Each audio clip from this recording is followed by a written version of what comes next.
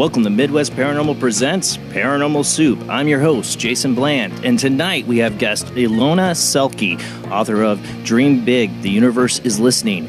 I've always loved having a guest on to talk about the concepts of reality, the universe, that we have a power to change it. She's going to teach us tonight, I hope, how we can better make our lives better. Dream big. I definitely want to get into this tonight with her. We're going to go down a lot of rabbit holes, I believe. She seems like she's a well-versed woman in the world of the paranormal and has had many experiences that we will talk about tonight. Of course, what we do every tonight is the World Wide Web of Weird. We'll have that come up here in just a second.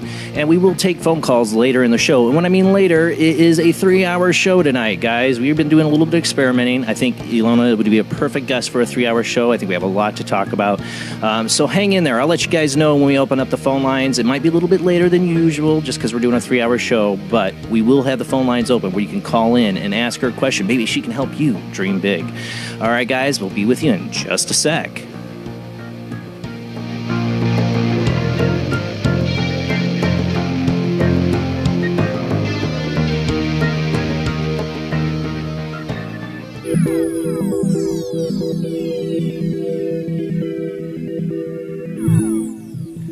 Welcome to another night of Paranormal Soup, and as I said before, I am your host, Jason Bland. We are streaming live out to Facebook at Midwest Paranormal Presents Paranormal Soup, our Facebook page, and we're also streaming out to Late Night in the Midlands Radio Network. You can go to Late Night in the Midlands Radio Network.com and find many different links to listen to. Talkstream, there's the Paranormal Talk Radio app, many ways to listen to the show, one way to watch on our Facebook page live.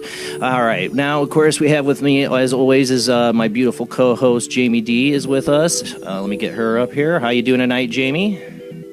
Doing great, and I'm very excited about the subject tonight. I know you are. I am too. And joining us from all the way from St. Augustine, Florida himself, Rob Autry. How you doing tonight, Rob? Doing good. Glad to be here. Glad to have you. Missed you on the PUBG match the other night when we were live streaming. I knew had a real late music gig a long ways away from home. Yeah, the other night, for people you'll see on our Facebook page, we had a little fun. We were playing some video games, streaming live for the first time. People were like, what is this? This isn't Paranormal Soup. And, of course, joining us tonight is our beautiful guest, Ilona Selke. How you doing tonight? Hi, I'm super excited about this evening with you. Subjects that I have normally not covered. Of course, consciousness, parallel dimensions, all that I write about. But, the other stuff I've kept just to my best friends. Okay. I'll talk tonight about those things as well. We seem to bring it out of people. It's always a soup. I see all these weird paranormal things are all connected in some way. And speaking of that, when we roll into the World Wide Web of Weird, Ilona, if there's anything you want to add, interrupt me at any time. I'm sure what you have to say is a lot better than what I have to say about it. Go ahead and jump on in if you feel like it. Speaking of that, though, let's go ahead and roll into the World Wide Web of Weird.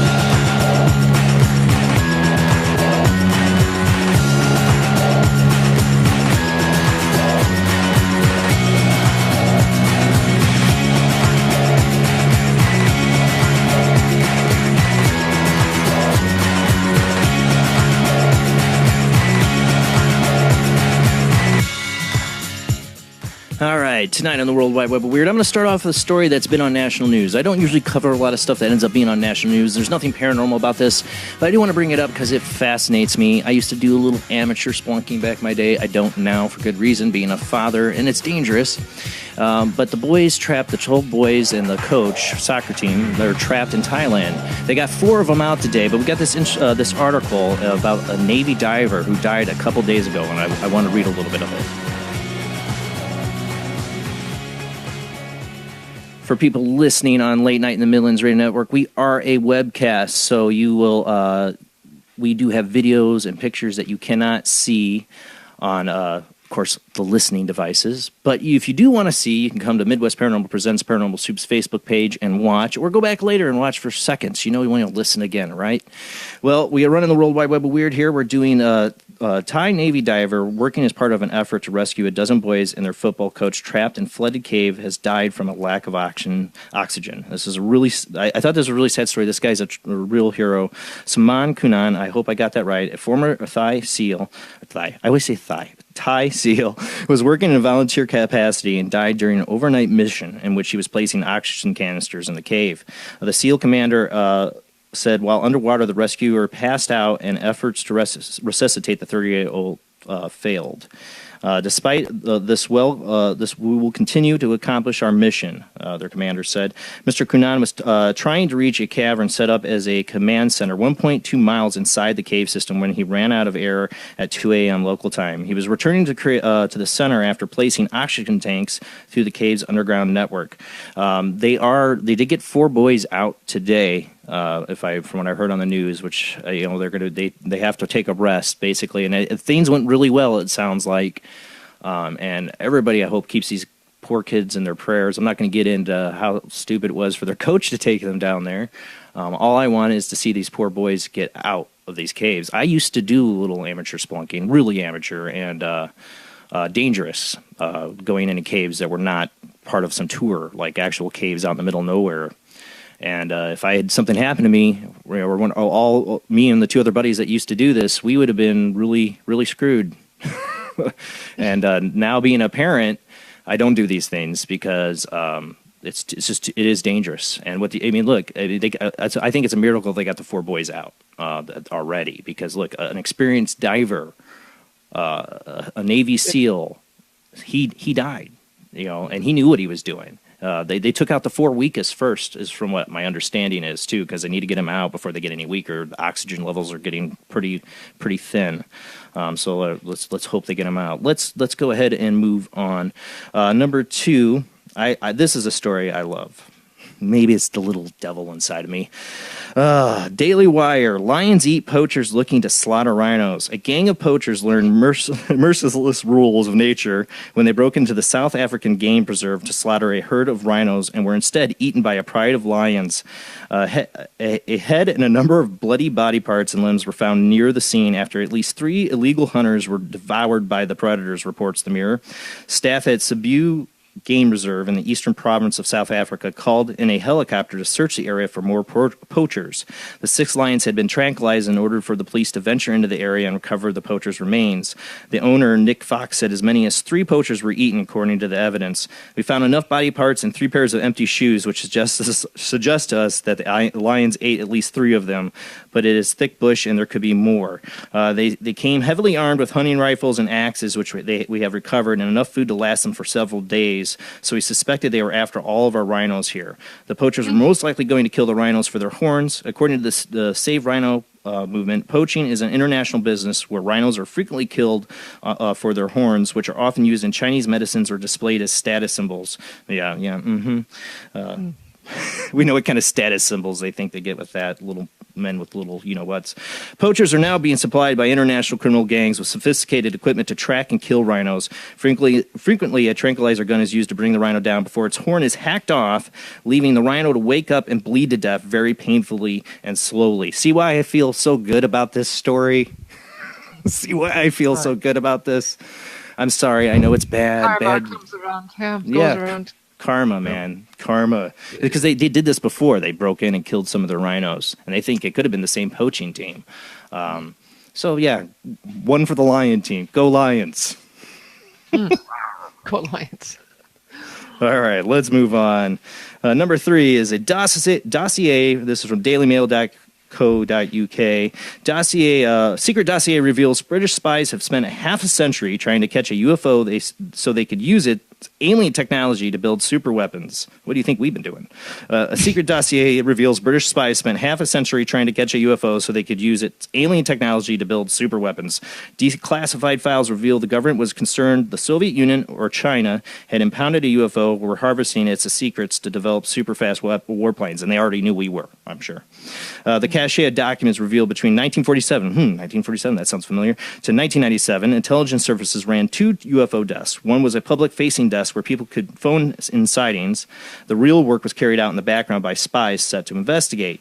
The UFO desk ran until 1997, by which time would have come from Whitehall that the security services investigating X-Files stuff, such as alien abductions, had become a diversion from their main duties.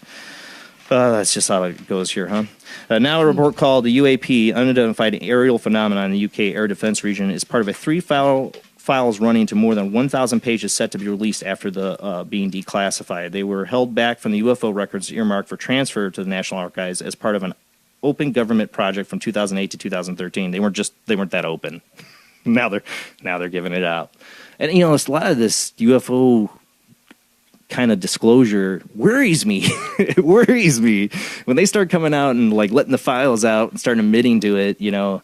That's the time to be worried. What's going on? And they start talking about the Space Force. I don't know. My sci-fi brain, I guess.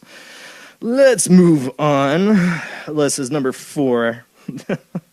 I was just talking, I had my paranormal groups meeting tonight. I was just talking about how TV shows and other ghost hunters have made it harder for us to get into locations because of their bad behavior sometimes. And this one comes from the citizenvoice.com if it wants to load on my tablet here. Maybe. Basically, this is a story about a guy. This guy here, we're showing up on the screen for people who cannot see. We have his mug shot up here. Let me see if I can get this article to load. He got caught at a haunted house with a Bible and a sword. And my article doesn't want to load, and I don't memorize these things. I did read it, but I believe this was in Ohio, was it? Well, not Florida, Rob. It was not Florida. My article won't load. Don't you love it? Still got internet, right? I'm still here. The article won't load. It's haunted. Anyways, this doofus decided he was going to go into this infamous town haunted, I can't tell you where, because I don't have the article, but I believe it was in Ohio.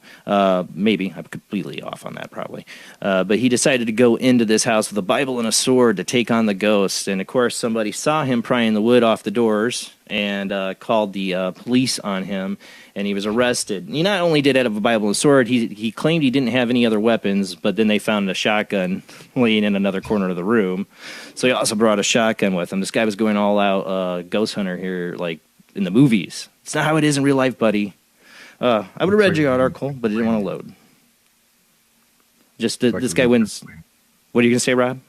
Yeah, it looks like it was in Pennsylvania.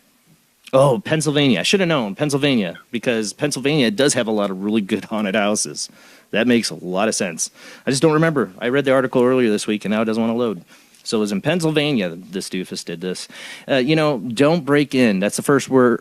When you join an official group, they teach you, you don't want to break into somewhere. You want permission to go into somewhere. And he broke that rule. That was the first rule. Another other rule, you don't take any weapons that you could hurt yourself or anyone else with. No weapons. No weapons. They're not going to do you any good, but get you in trouble. It's just like Yoda telling Luke, don't take your lightsaber into the cave, into Dagobah. You don't need that sword or that gun or that. Well, maybe you need the Bible. The Bible's all right, but the sword and the gun, man, could have left those home. And don't break and enter. Bad ghost hunter. Okay, let's move on. 25,000. So.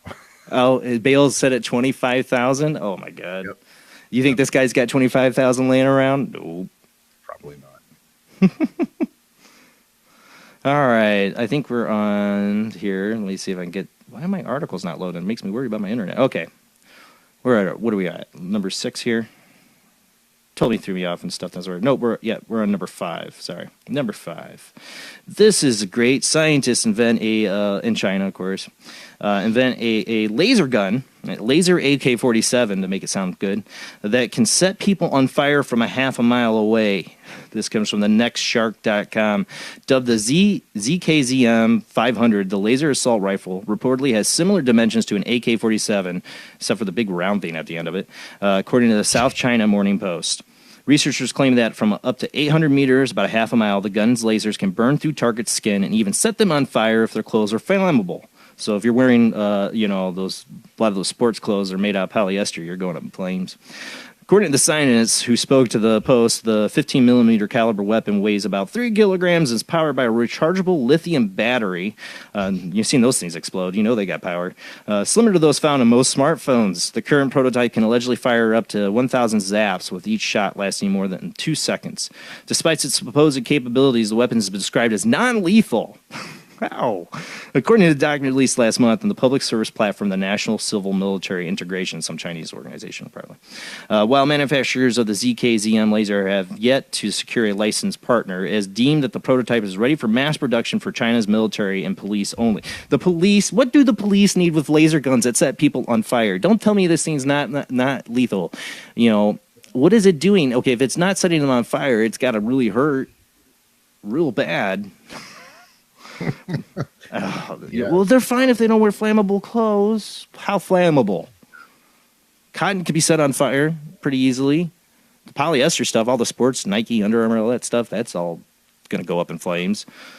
Maybe it'll just make people naked and make them run. It'll just burn the clothes off. It makes me think of the flamethrowers that Elon Musk was putting on the market Me too. not too long ago. Yeah, from the Boring Company. Oh, I forgot to mention that, too. That was another thing about those boys in Thailand. Elon Musk got involved in that and sent his engineers down there from the Boring Company to try to help. I thought that was pretty awesome. You reminded me, I forgot to mention that. But it does remind me of, something. This looks like something Elon Musk would try to do. He's probably going to buy one. His laser gun. Well, he's selling flamethrowers, so I was wondering what was he seeing down the road. Now I'm wondering if he saw the Chinese news before everybody else did. Yeah, he's like, we got to get something on the market to compete with these laser guns. We need a flamethrower. Okay. Oh, technology. Bad scientists. Okay. All right. This one, this is about, this happened just recently. I think this happened Friday. I got this. I had to rechange my World Wide Web of Weird so I could get this in here. They say UFO crashes 80 miles away. Remember, UFO, unidentified flying object. So not to say that it's an alien or anything. UFO crashes 80 miles from England's World Cup match, set in an explosion that shakes homes. The blast ignited a blaze on the parched steppe in western Kazakhstan when the UFO crashed near a village. A spooky UFO with pulsating light crash landed and exploded just 80 miles from the Russian city hosting England's World Cup, a quarter-final clash with Sweden. 2 glowing balls were seen lighting up the midnight sky over the west of the ex-Soviet Republic of Kazakhstan. The eerie UFO crashed near the village of Bostandik, I'm probably butchering that, some 1,000 feet from another town I'm not going to even try to butcher. Says the police in that area. The object exploded on a landing, causing locals' houses to tremble and igniting a blaze in the parched steppe, destroying bushes and grass covering over 100 acres. Immediately, mobile communications in the remote area were cut, says frightened locals. Residents rushed to the scene and amid the flames found a silver-colored object partially buried in the ground. You can see it for people listening on Late Night in the Midlands. It's like there's like this round dish. You can see like wherever the metal melted, but there's like one plate left. It almost looks like a sewer cover a little bit. And then there's like this fuselage in there. Like that looks like a part from a plane might need or something. Or maybe it's the Chinese space station we were talking about last week coming a little bit close to Earth and making people nervous. What crashed, and it happened, not far from the World Cup. Jeff, you showed too. It's got these kind of like, these Back to the Future kind of like tracks. I swear to God, it does. People for listening, you can't see. If Jeff can bring up that footage of it, but at the end of it, you see like these like tracks, these fire tracks. I swear it looks like the fire tracks, like the DeLorean came crashing through. This is the video of it crashing, but I swear you can see. When they go up to the crash site, it looks like a DeLorean went through. I'm not joking. It looks just like, Doc Brown's going to come running out or something. Got to get 88 miles per hour. Yeah, they definitely had 88 miles per hour. This thing must have skipped along the ground. But, you see these tracks. It looks totally something like the scene out of Back to the Future. But, man, when this thing comes down, it's a big explosion. Here's the tracks. Totally looks like the DeLorean just went cruising by. Oh, yeah. That's crazy. Luckily, it didn't hit anybody or hit a house or hurt anybody. But what's falling from the sky like that? Did a plane need that, or a space station, or is that a satellite? I don't know. It looks like a fuselage kind of little piece. It looks important. Whatever it fell from, it looks like it might have needed it. All right. But it looks man-made. definitely man-made. Definitely man-made. Yeah. Yeah, that's why I said when they say UFO, it's just not unidentified. Doesn't always mean it's alien. We don't know. We don't know. Yeah. Hopefully aliens aren't losing that kind of stuff off their ships. No, I doubt that they would be making it to our planet if they flew those kinds of things I guess we wouldn't have much to worry about an alien invasion. Oh, right. All right, last one here. This was extremely viral. This is on dailymail.co.uk, and it's been a number of places.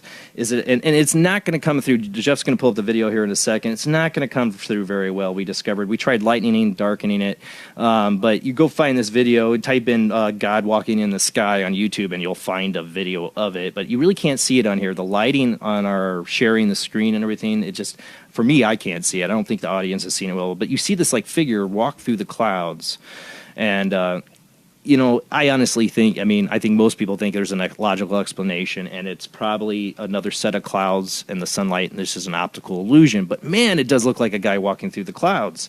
Let's see. The video began showing a storm brewing over Tuscaloosa, I cannot talk tonight, Alabama, with the camera aimed towards the sky. During the Facebook live stream, Solo Dolo, the person filming the extreme weather condition, can be heard saying, "Hey, we got a storm over here. We got no power. Everything's blowing over here, boxes and trees." And when they're filming this figure walks across the camera, like up in the clouds. Like I said, it's hard to kind of see. And the camera then focuses on the bright white patch of the horizon, adds, and looks at the hole right in the sky. That's who got the power, he says, as the figure walks by. It could be fake, too. It could be CUG. But it's sure been viral. A short while later, the voice recording the video says, "He's got us covered. At least we are all right." It's been pretty viral. Either it's total shenanigans or it's trick of light. But I don't know. It looks pretty cool. I'd like to know more that I would like to hope that it's like a trick of light thing. It's not just somebody putting a shenanigans video up like so many are on YouTube and Facebook, Fakebook. But, maybe there's a spirit in the sky. It'd be a pretty big one. But that's it for the World Wide Web of Weird. I want to get rolling into our first commercial break so we can get to our great guest here tonight, where we got Ilona Selke. We're going to be talking about her book, Dream Big, The Universe is Listening. And hopefully it doesn't, maybe it listens to this show. I'm sure. I hope. Everything is listening. Everything. All right. I hope. Everything. Maybe you can hear me. All right, let's I'll get tell rolling. you stories. I tell you stories of how I tested it, and that I am sure of. Oh, that's what I want to hear tonight. True experiences. I've tested it myself. We'll get into that. I can already feel it. We're already getting into that. Cool. Okay. All right, guys. Well, you hear some quiet on Facebook's ends because we play music out to Late Night in the Midlands Radio Network that you cannot hear on Facebook because Facebook would not like that at all. They'd be bad Paranormal Soup if we did.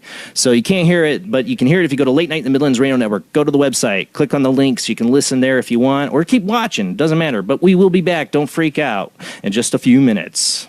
All right, tonight our guest is Ilona Selke. She's an internationally best-selling author, seminar leader, lecturer, musician, and CEO, co-founder of Living from Vision. For over 30-plus years, Ilona has inspired thousands of people worldwide to discover the power of their consciousness and to create a successful life. Her new book, Dream Big, The Universe is Listening, offers real-life stories of transformation as well as practical tips that anyone can use to shape-shift their lives from the inside out. You can visit her website at www.ilonaselke.com. That's ILONASELKE.com. And livingfromvision.com is our other sites. We'll be posting them in the chat rooms and Discord for L&M and in Facebook, and they are in the links for the show tonight. All right, let's get to our guest.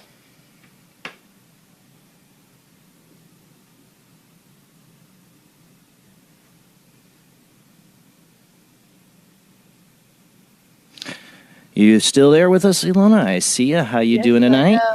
Oh, awesome. I'm super stoked to talk to you about all the miracle stuff and paranormal stuff here on your show. Well, tell the audience a little bit more about yourself. I gave a little brief description about, who is Ilona Selke? How did you get involved in all this and living the incredible life that you are?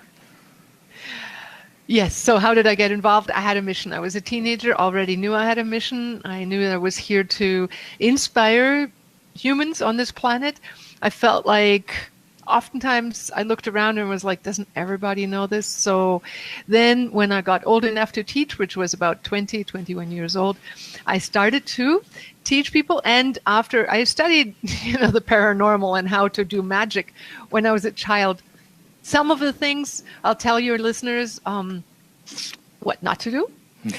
But and then also how really to space shift. Really, and I love your shows dedicated to truth. One of my opening lines in all of my books is that I write what is true. I've not embellished any of my stories, none whatsoever. I've written as things were, and they were miraculous. They were so miraculous and I did oftentimes go like, wait, this, how, this. And I've learned that once you get used to time-space shifting, and you mentioned before we got on the air, time travel and all those things, parallel dimensions, when we understand a new concept of reality, we're more easily able to enter other realities with different laws.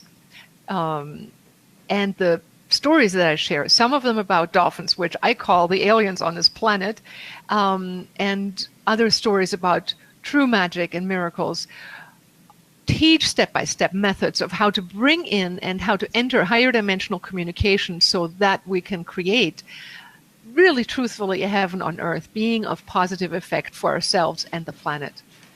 So for you, like, for me, since my childhood, I've always had this in my head, like ingrained in me. I've never belonged to any religion. I grew up in a very open household to discover what you want to believe.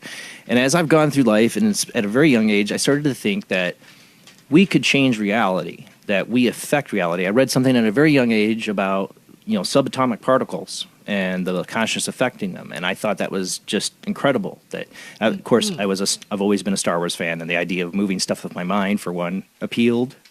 But I also thought we could change our reality, that, things happen because of what we're putting out there. Now, have I ever been able to follow that and make my life better because of that? No. I still seem to screw up, but I've always felt that is like the kernel thing. Like, if I had to believe there's something I believe in, that is it. Yeah, and I do think that ultimately we're all evolving into that understanding. We're moving away from a populace that is undereducated to a populace that's very educated and hopefully willing to understand and raise their own vibrational frequency to be able to enter a new paradigm, not only paradigm, actually new frequency universe. And anyhow, the people who are listening right now are usually the ones who are ready, either who've already had experiences and or who are ready to learn more. And so those are the people I love talking to and give practical steps. And I can give you steps on how to make your life heaven on earth if you want. I do. I give away a free app where you can get started with. It's on my homepage, ilonaselke.com. One of the deepest secrets is that we have to use our capacity to dream and create a future in our mind in advance. So when you go to ilonaselke.com, I give you a free app.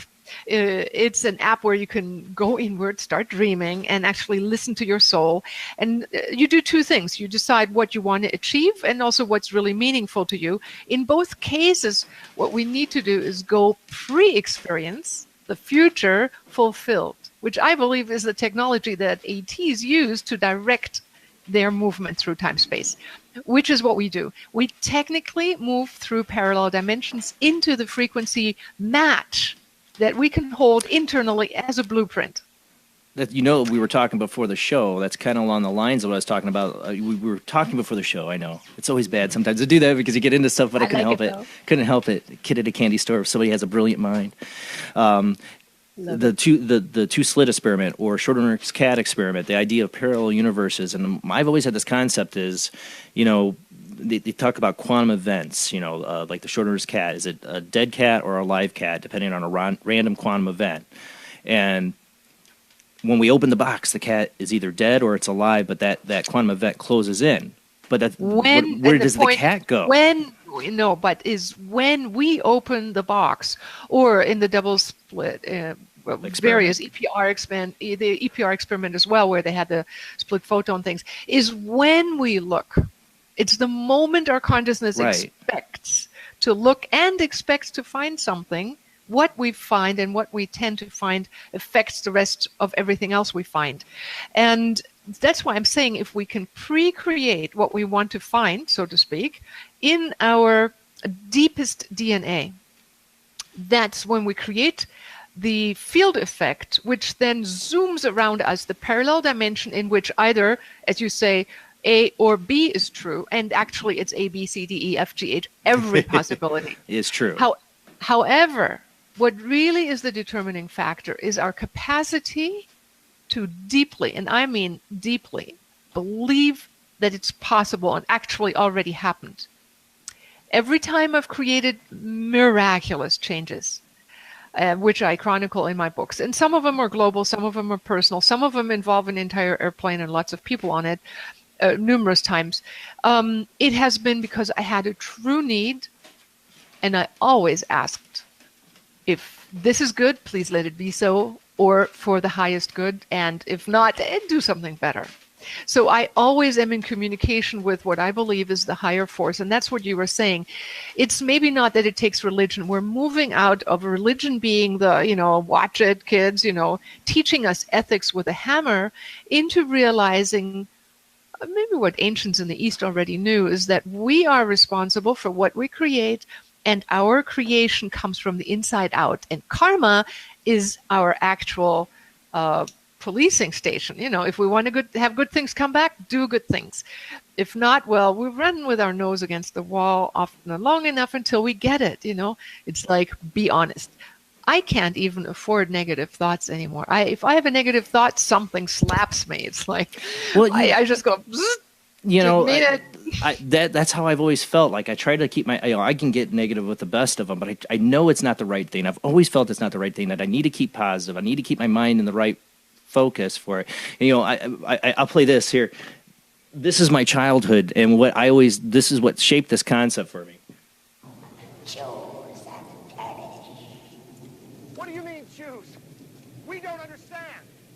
Choose the form of the destructor. Name that movie. I'll give it away. Ghostbusters. When Ray can't keep his mind from thinking about the Stay Puft Marshmallow Man, and that ends up being the form of his destructor. And it influenced me as a kid, because I always thought, maybe we do bring about bad things upon us, that if we think about it, or if it's in the subconscious or in back of our mind, we do choose the form of our destructor. So it can have a negative impact too, this concept. I see I go dark. It's yes, and true, and it's everything. It's everything. It's, I can't do this. That's a negative thought. Right. Or, of course, he's always that stupid, and like, what my husband said? He always said, if I complained about him, he said, just imagine me as an angel. I'll be doing everything right, because, it's the power of your consciousness that you draw in out of the universe, and it'll change him, and it does.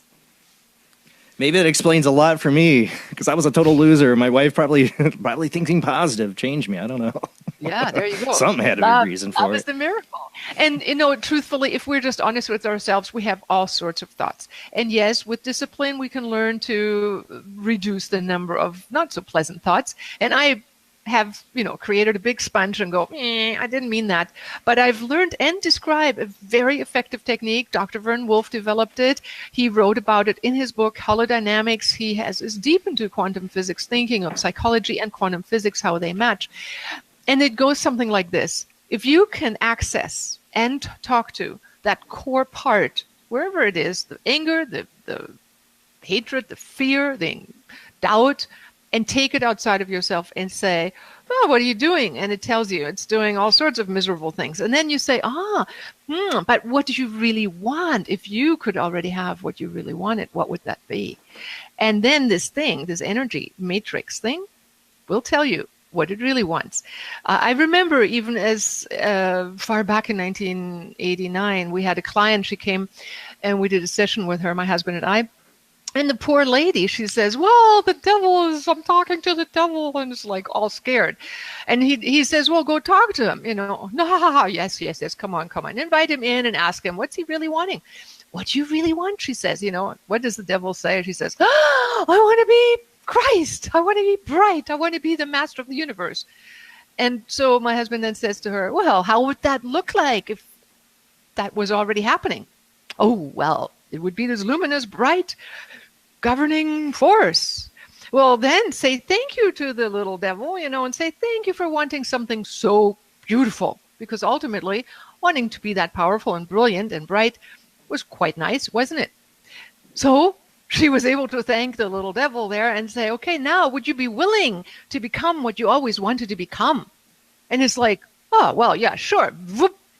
And guess what now she has in front of her is Jesus Christ. Oh my God, now she falls on her knees and she's like, I'm talking to Jesus. I'm not supposed to be able to do that. Well, Don said, well, is he there or is he not there? I mean, are you talking to Jesus? Yeah, I am.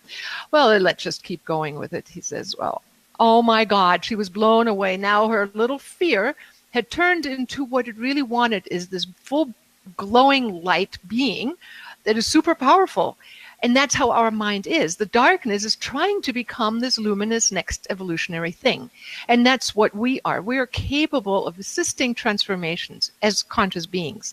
And later on, I will hopefully get to share some magical stories of how I've used it in real life, of, how being late on trains creates time-space shifts simply by talking to the negative parts within myself that then creates the magic outside where I go like, whoa, I just opened time, space, stepped out in another curtain, parallel dimension, and was in the universe of my choice.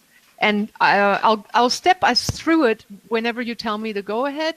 And just trying to say that when negativity comes up, don't worry, dance at the ceiling, say, yeah, there you are, my friend. What do you really want? And that takes the wind out of the sails, and then it becomes your ally and actually becomes the stepping stone into a higher frequency dimension. Because, as they always say, the guardians to the next dimension may look like gargoyles, but they really are just there to check if you have the love and the light to step into the next dimension. That's beautiful. We still got time. We go commercial break here in about 12 minutes, so we definitely want to get into more of this stuff. But I do have a question, because when you talk about this, my biggest, because I did want to get some help here, people, for myself, All right. But I've always believed in this concept, like, people are like, have you read The Secret? Like, I don't think it covers it all. But I do believe in the concept of it. It's something if I felt like anything was true in the universe. But my problem is I get from my grandfather and my mother is the thing called worrywartness.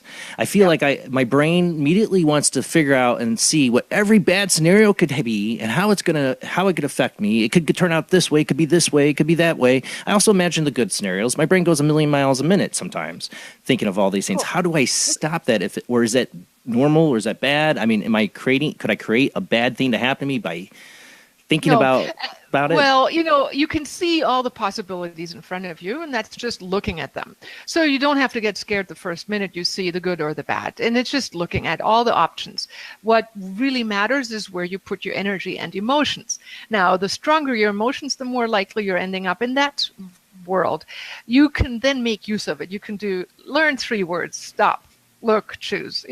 Stop the movie. It's okay. It's just a movie. Bad scenes, good scenes. You just step out, go, okay, it's just a movie. All right, I'm just looking at all the parallel options. And now look at how you're feeling. And if you feel, usually in negative situations, we feel negative, right? You go like maybe anxious, maybe angry, maybe hurt, whatever. You just notice. And you take a step back and you say, okay, let me feel what I'm feeling. This is what I'm feeling. Now, becoming aware of what you're feeling will give you the stepping stone, as remember what I said, to find out where you really want to go. And the feelings of the body don't lie. So you go and say, what do you really want? What do I really want? If I had a choice, let me just think. And then, because you've stepped out, you're now the observer, you're the consciousness looking in on life. You go, okay. So what I'd like is ease, fulfillment, joy, happiness. I mean, provided you do. Some people allow themselves, I give this exercise to people in one of my classes, Living from Vision, and say, hey, you have the choice. There's the good movie, there's the bad movie. Which one do you want to look at? It's your choice. So it's not this, I have to always look at the positive. No, you can pick any one, but guess which one is going to feel more pleasant? So once you become aware and say, okay, I want to feel good, positive, whatever, allow yourself 5 minutes of luxury vacation to go into the feeling of fulfillment. And when you do, just bathe in the feeling of fulfillment. There's this one lady, she was deadly sick. It was in Bali. I came to see her, the wife of we have a retreat center in Bali, and she makes, and her husband makes furniture, and I buy them from them. And she's like, she was all skin and bones. And I said, what's wrong with you? And she's like, I have this terrible, terrible thing in my stomach. And she draws out these pictures from an endoscopy. And I'm like going, oh my God, that looks really bad. And she says, what do I do now? And luckily, and sometimes it's nice to be the person that everybody believes in, and she knew of my reputation, so she's like, what do I do? And I said, just sit down every morning, and despite what the doctors say, just go into the future of what you want. And this is your Schrödinger cat thing, right? The one cat is dead, the one is alive. Where do you want to focus on? And you just go, come to think of it, since I have a choice. She visualized having a beautiful tummy, being able to eat, feeling healthy. I told her, just imagine being in that future already now. Don't mind about the steps to get there. Don't care about the details. Just be in the future fulfilled where it is so. And then you wind up in that future. 6 months later, we came to see her again, had to buy something else. I really, you can tell these people, not everybody picks up on the advice, right? But she's bouncing like back to her old self. And she comes in and I'm like going, how are you doing? What's going on? Oh, I'm all better. My stomach is all better. Showed me. She said, look, I did what you told me to do. And now I was able to start to eat everything again. And I gained my weight back. And it's like, that's magical. And of course, this is magical in the sense that a person could just do it who was a simple Bali woman who was this big, this tall. But what they have in Asia is belief. They do have belief. We Western people have this. I was just going to say, she believed what you said, so that affected her. It made this will work. You tell this to a Western person, it's like, yeah, whatever. Yeah, but you know what? I've taught mostly Western people for the last 30 years, and thousands of people have changed their lives. They have to just do a little bit of exercising, and don't we all? If we want to get better, we eat the right foods, do some exercising, drink water, breathe air, right? If we don't, well, at least imagine you're doing it. And we do have to put out some effort to create the change. If we want to be a couch potato and wind up in the deterioration, because gravity works, pulls everything down to slow it down. It's our friend if we use it, but it's also our enemy if we don't exercise or don't do anything. So yes, we do need to put out some effort. But how much effort is it to say, stop, look, hey, it's just a movie, choose, feel the feeling in advance. It's basically the 4 steps that create miracles. But of course, I can tell you some stories that are so breathtaking. It's a little bit more detailed. How do you get to that point of really breaking down the cosmic foam in your own mind to where every cell in your body believes it? So before I'm going to keep on going, I'll just turn it over to you. Well, that's what I feel like. It's like I can't get my brain to stop and. I've tried the visualization of what I want, because I've read a lot of these are, to me, this is a secret knowledge shouldn't be secret, that's been around for a long time, that a lot of people have known about, that have kept it secret, that we don't realize our potential. And for me, it's just figuring out how do I clear that, you say the foam in the mind, that's where my brain is. It's complete craziness. It's all over the place. So it's like, how do I focus in? For one reason, if I wanted to picture something I want to achieve is getting a large audience for this show. Let's say I want to picture that. I have no idea what the steps are to get there, but you say skip those steps. Just go right to how you would feel if you had it. That's just Well, to picture let's that. just ask that one question. If you had the audience that you imagine you'd want, let's say 5 million people. I don't know what they are. I'm just picking a number, right? Yeah. Whatever. Are you? I mean, and I'm going to ask this in all honesty because I've asked myself that. How much does that? What does that mean? What consequences would that have, or that you subconsciously imagine it might have?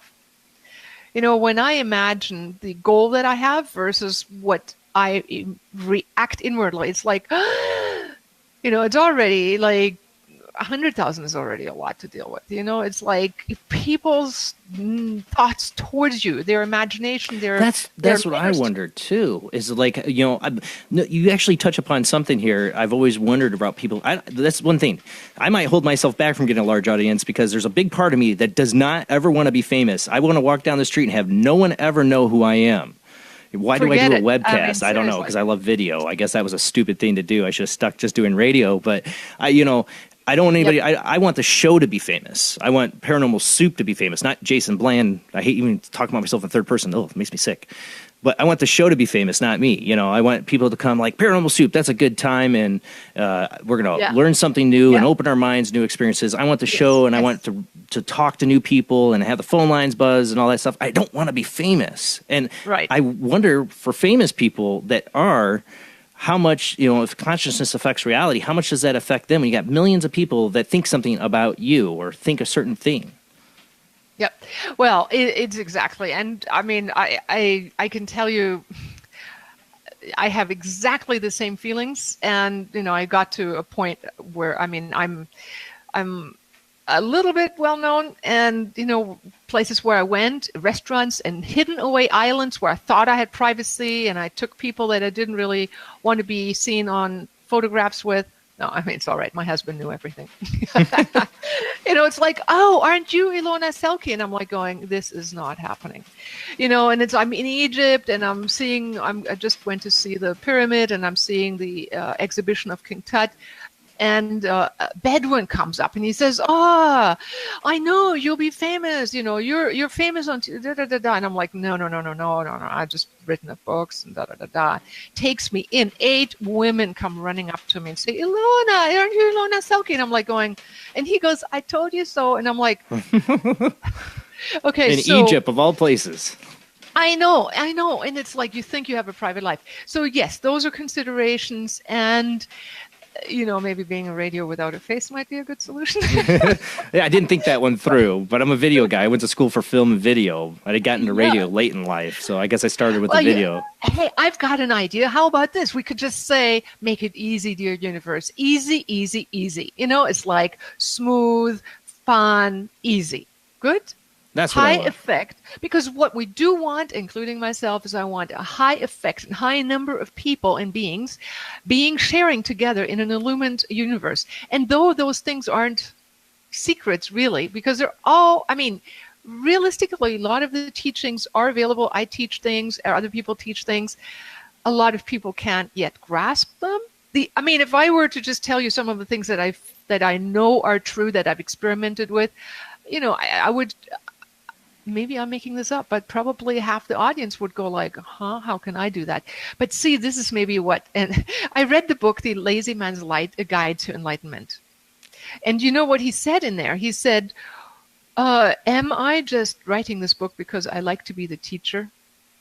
And am I imagining that other people don't know just because I have something to teach? Why don't we just go ahead? And this is a guru in India. I know. He's like, shakes my hand and says, you're enlightened. He shakes everybody's hand and says, you're enlightened. As a matter of fact, I actually saw him glow when I was told there was no master in that pyramid center in Bangalore, actually, and I was in Hyderabad. He, in his first little large pyramid, 50, we were probably 60 people in there, and a flute player. And then suddenly I get this jolt of energy, and I open my eyes. And, well, I had seen this being pulling us out into the cauldron, through the apex of the pyramid and out and saying, now, wake up and teach other people. Well, this flute player actually was the one where I got the jolt from, and I opened my eyes, and he had this huge glowing yellow aura around him, and I'm like going, oh, he's enlightened. Actually, I said mentally enlightened in my mind. And later I found out it was the master Patrici, actually, who was there. And you know what he says to everybody? Assume you're an enlightened master. Quit pretending you're seeking. Assume you have found. A big switch in how we co-create reality from the end result. And so if we can just do that little bit of shifting, be in the future, and then check, like we just did with you, what parts of you say fully yes. And do it in increments. Don't have 1 million listeners or 5 million listeners. Let's do small increments, set the goals, and get used to what that feels like. And then as we grow, even the dream big is already bigger is bigger. If you have 10 listeners, 100 is big. If you have 1,000 listeners, 10,000 is huge.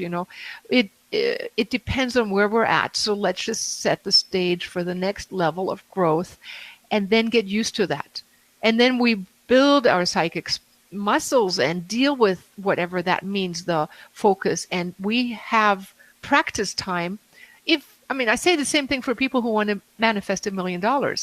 They, who doesn't? Yeah, it's the same thing.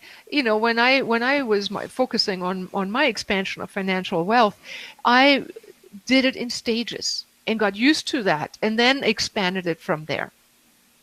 And I saw all those things happen. The stages are important, and whatever I feel is that. big. Yeah, truly, I do. You have time to get you. There's plenty of time. My life's gotten better financially, and I feel I started trying to change my mindset about my finances and stuff. Yes. I did start paying attention to that. I felt it was like just one little step forward, but get this better here. Just focus on that and control your controllables. Like kind of what I always told myself. We are going to roll into our commercial break here, and then we will be back to talk more about this, how you can manifest your reality, dream big, with Ilona Selke.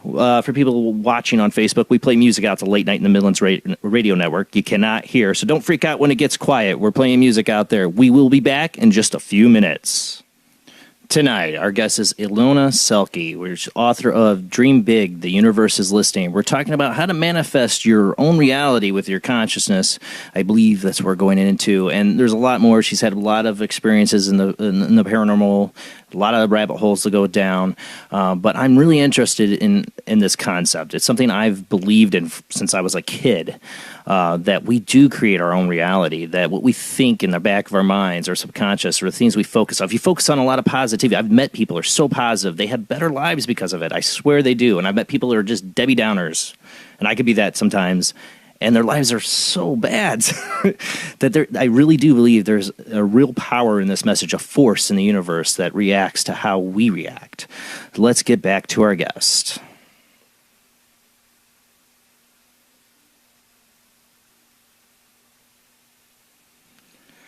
So we were talking about, manifesting our reality and focusing in, dreaming big, and maybe dreaming a little big at a time to get what you want. And that, what are the getting used to the bigger, yeah. So for you, I don't know if you want to talk tonight some of those examples of those miracles for people to understand what we're talking about, what you can really do if you put your mind to it.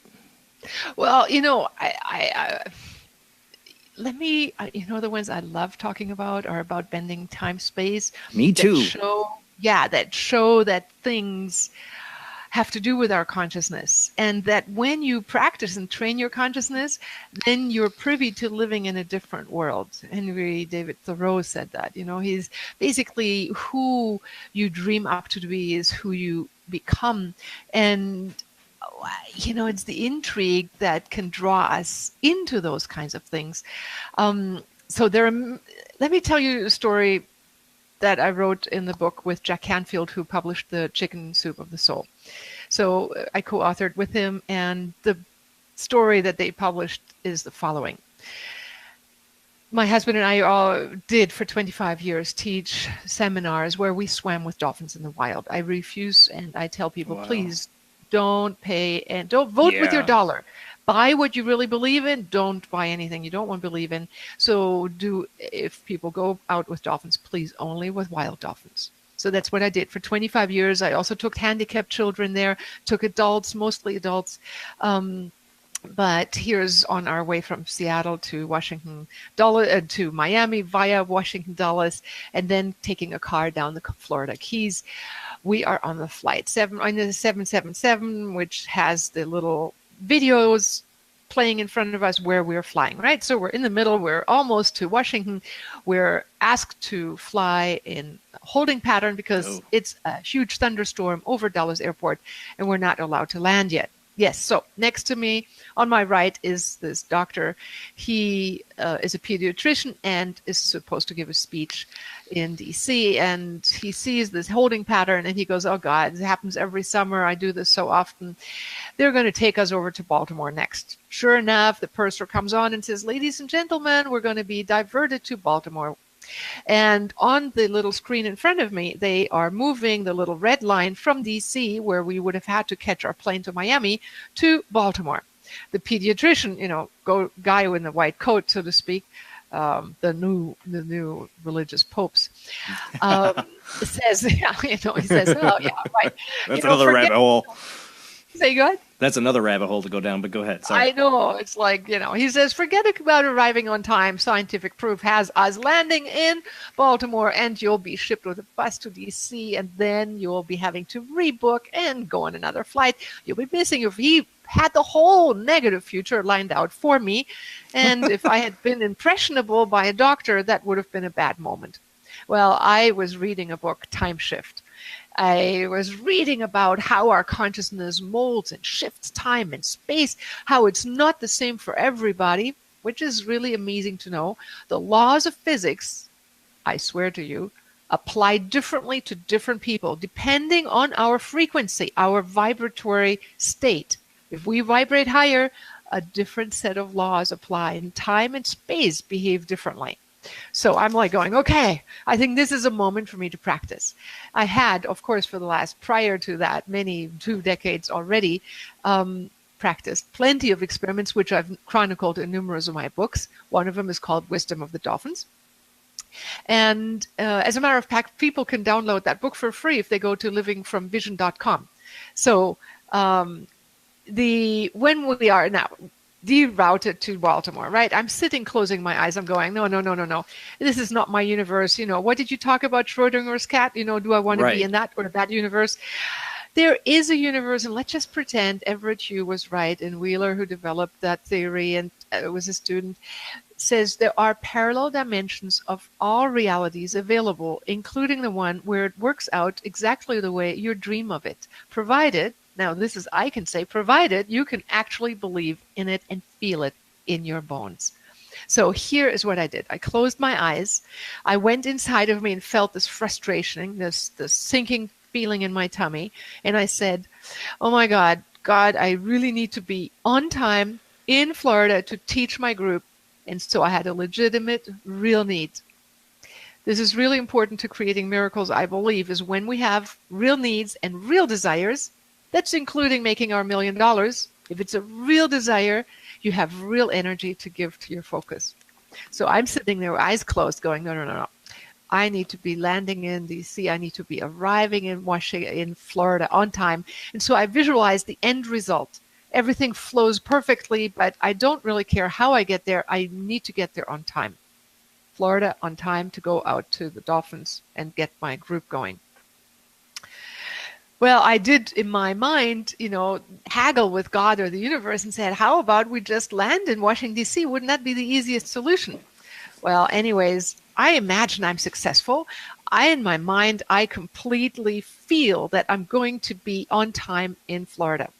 In my mind, I congratulate my husband, who's sitting on the other side of the doctor, and say, congratulations, we did it.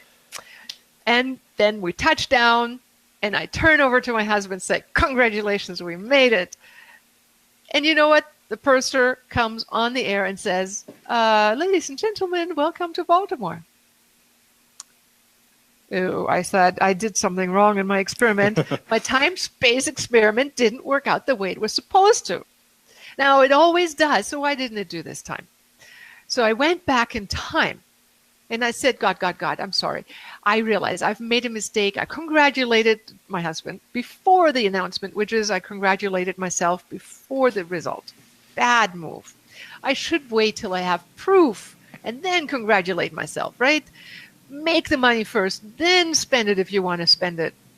So I said, God, you know what? How about, I mean, come on, all these people, and I have to get out 350 or something. I don't know how many fit in that airplane. Have to get out and re-shuttle them to Washington, get all their tickets redone. I mean, what a hassle. I mean, seriously, do you think United is going to suffer? I mean, is this really necessary? I mean, how about, I'm negotiating, how about we just land in DC right now? I mean, this is really, I'm like, outside of time and space, remember, it's just a movie. I am taking a step back. I'm looking at it and going, okay, God, I mean it. I really need to be on time for my seminar. I have a serious need. Okay. Now, let me revision this. I am arriving in the right place at the right time. I'm making everything happen. I'm arriving in my group and everything works well. Thank you very much. And then I wait until that feeling sinks into my, I would like to say, sinks into my bones, sinks into my DNA. And every part of me is for a moment able to believe that this is so. And when it is so, at that moment, I go like, that's it. Got it. Guess what? The announcement comes on the air. The next announcement says, ladies and gentlemen, we were just informed we actually landed in Dulles, D.C., Washington, D.C. airport. Wow. They don't usually mess up about telling people where they're landing. You think that's pretty well communicated. Oh, no. And that's when I congratulate my husband. That's when I thought, I did say to God, unless I need to land in Baltimore, or other people maybe do, let us land in D.C. Now, a couple points I want to make. First of all, what made this happen, despite the obvious that we were on the little chart in front of us, it said Baltimore. My doctor said it will be Baltimore. Everything the voice said, it's Baltimore. I dared to say, no, stop the movie. Step out. It's just a picture show. Go in the parallel dimensions. Find the place where you want to be. Touch the parallel dimension. And so you basically hold two opposites. Like, this is reality number one, where you're maybe happening to be. This is your future, where you would like to be. And then you just make and merge them, and where two merge into singularity, you have miracles happen. You have the quantum shift. You have the black hole. You create a mini black hole of time space, and you step out into whatever one you want to focus on and hold deeply in your body. Now, if we can't believe in it, we have to talk to those parts, like we earlier said. If we have the $1 million and we're afraid what our family will say, what our friends will do, then we have to talk to the parts of us that are afraid of it. Well, I had done enough of these kinds of experiments, little steps at a time. Like I mentioned, build your belief in your miracle power. Build the belief up that you are in a dream factory, and you will gain the strength and the belief, and you will find out that when you are willing to work for the higher good of all, that's when things work out. When it's no more me, when it's like, hey, that's why it's so beautiful, you say. You want the service to go out to humanity, And you have to imagine that there are that many people capable of understanding what you're saying and willing to listen to that. We all have to. As long as I imagine that I have this knowledge that very few people understand, well, then I'll have few people listening. But if I have had my, I am a best-selling international author, and I have had the results of sitting in places where people go, aren't you Mrs., aren't you so-and-so? And the thing is, people will find you. If they really mean to find you, they will. But that's a resonance field. So I'm no longer afraid of it because the right people show up. Amazing people. The people who have a resonance to you will find you. And that's what the shield is. It's really, you are protected because you are, who you are is what resonates and what attracts. So what I want to say now about time-space shifting is when we're capable of feeling the future fulfilled now and see and feel it in our DNA, that's when we make a shift into the other dimension. Now, some people have asked me and said, well, how about all the other hundreds of people? That's my question. That's my question. Next question. Yes. Say, you got all these other, loud. let's say, yeah, you have all these other people on the plane. You said maybe 350, 150. It doesn't matter. You got a lot of people on that plane, and most of them are probably thinking like that doctor next to you, like, man, I'm going to go to Baltimore. You know, people are thinking that in their head, and you're fighting the universe against that.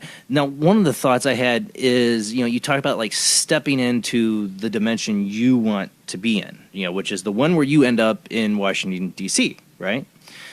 Well, and the other possibilities all remain for everybody to be in whatever choice they want to be. I'm not forcing anybody. I'm just showing up in the universe where all of us land in Dulles. Well, that's my thing. Is it a personal experience? Like, so all those people that had those negative thoughts, they landed in Baltimore, and another version of them landed with you in Washington, D.C., the versions of them that were more positive thinking about it. I don't know. Yeah, I mean, we give the metaphor of the parallel universes to give ourselves the idea. The quantum foam is so fluctuating, we don't even know really what is going on. I mean, for all we know, it could be your own picture show right now. You could be on holodeck on another. I woke up one night and said, we are. Say what? Star Trek reference.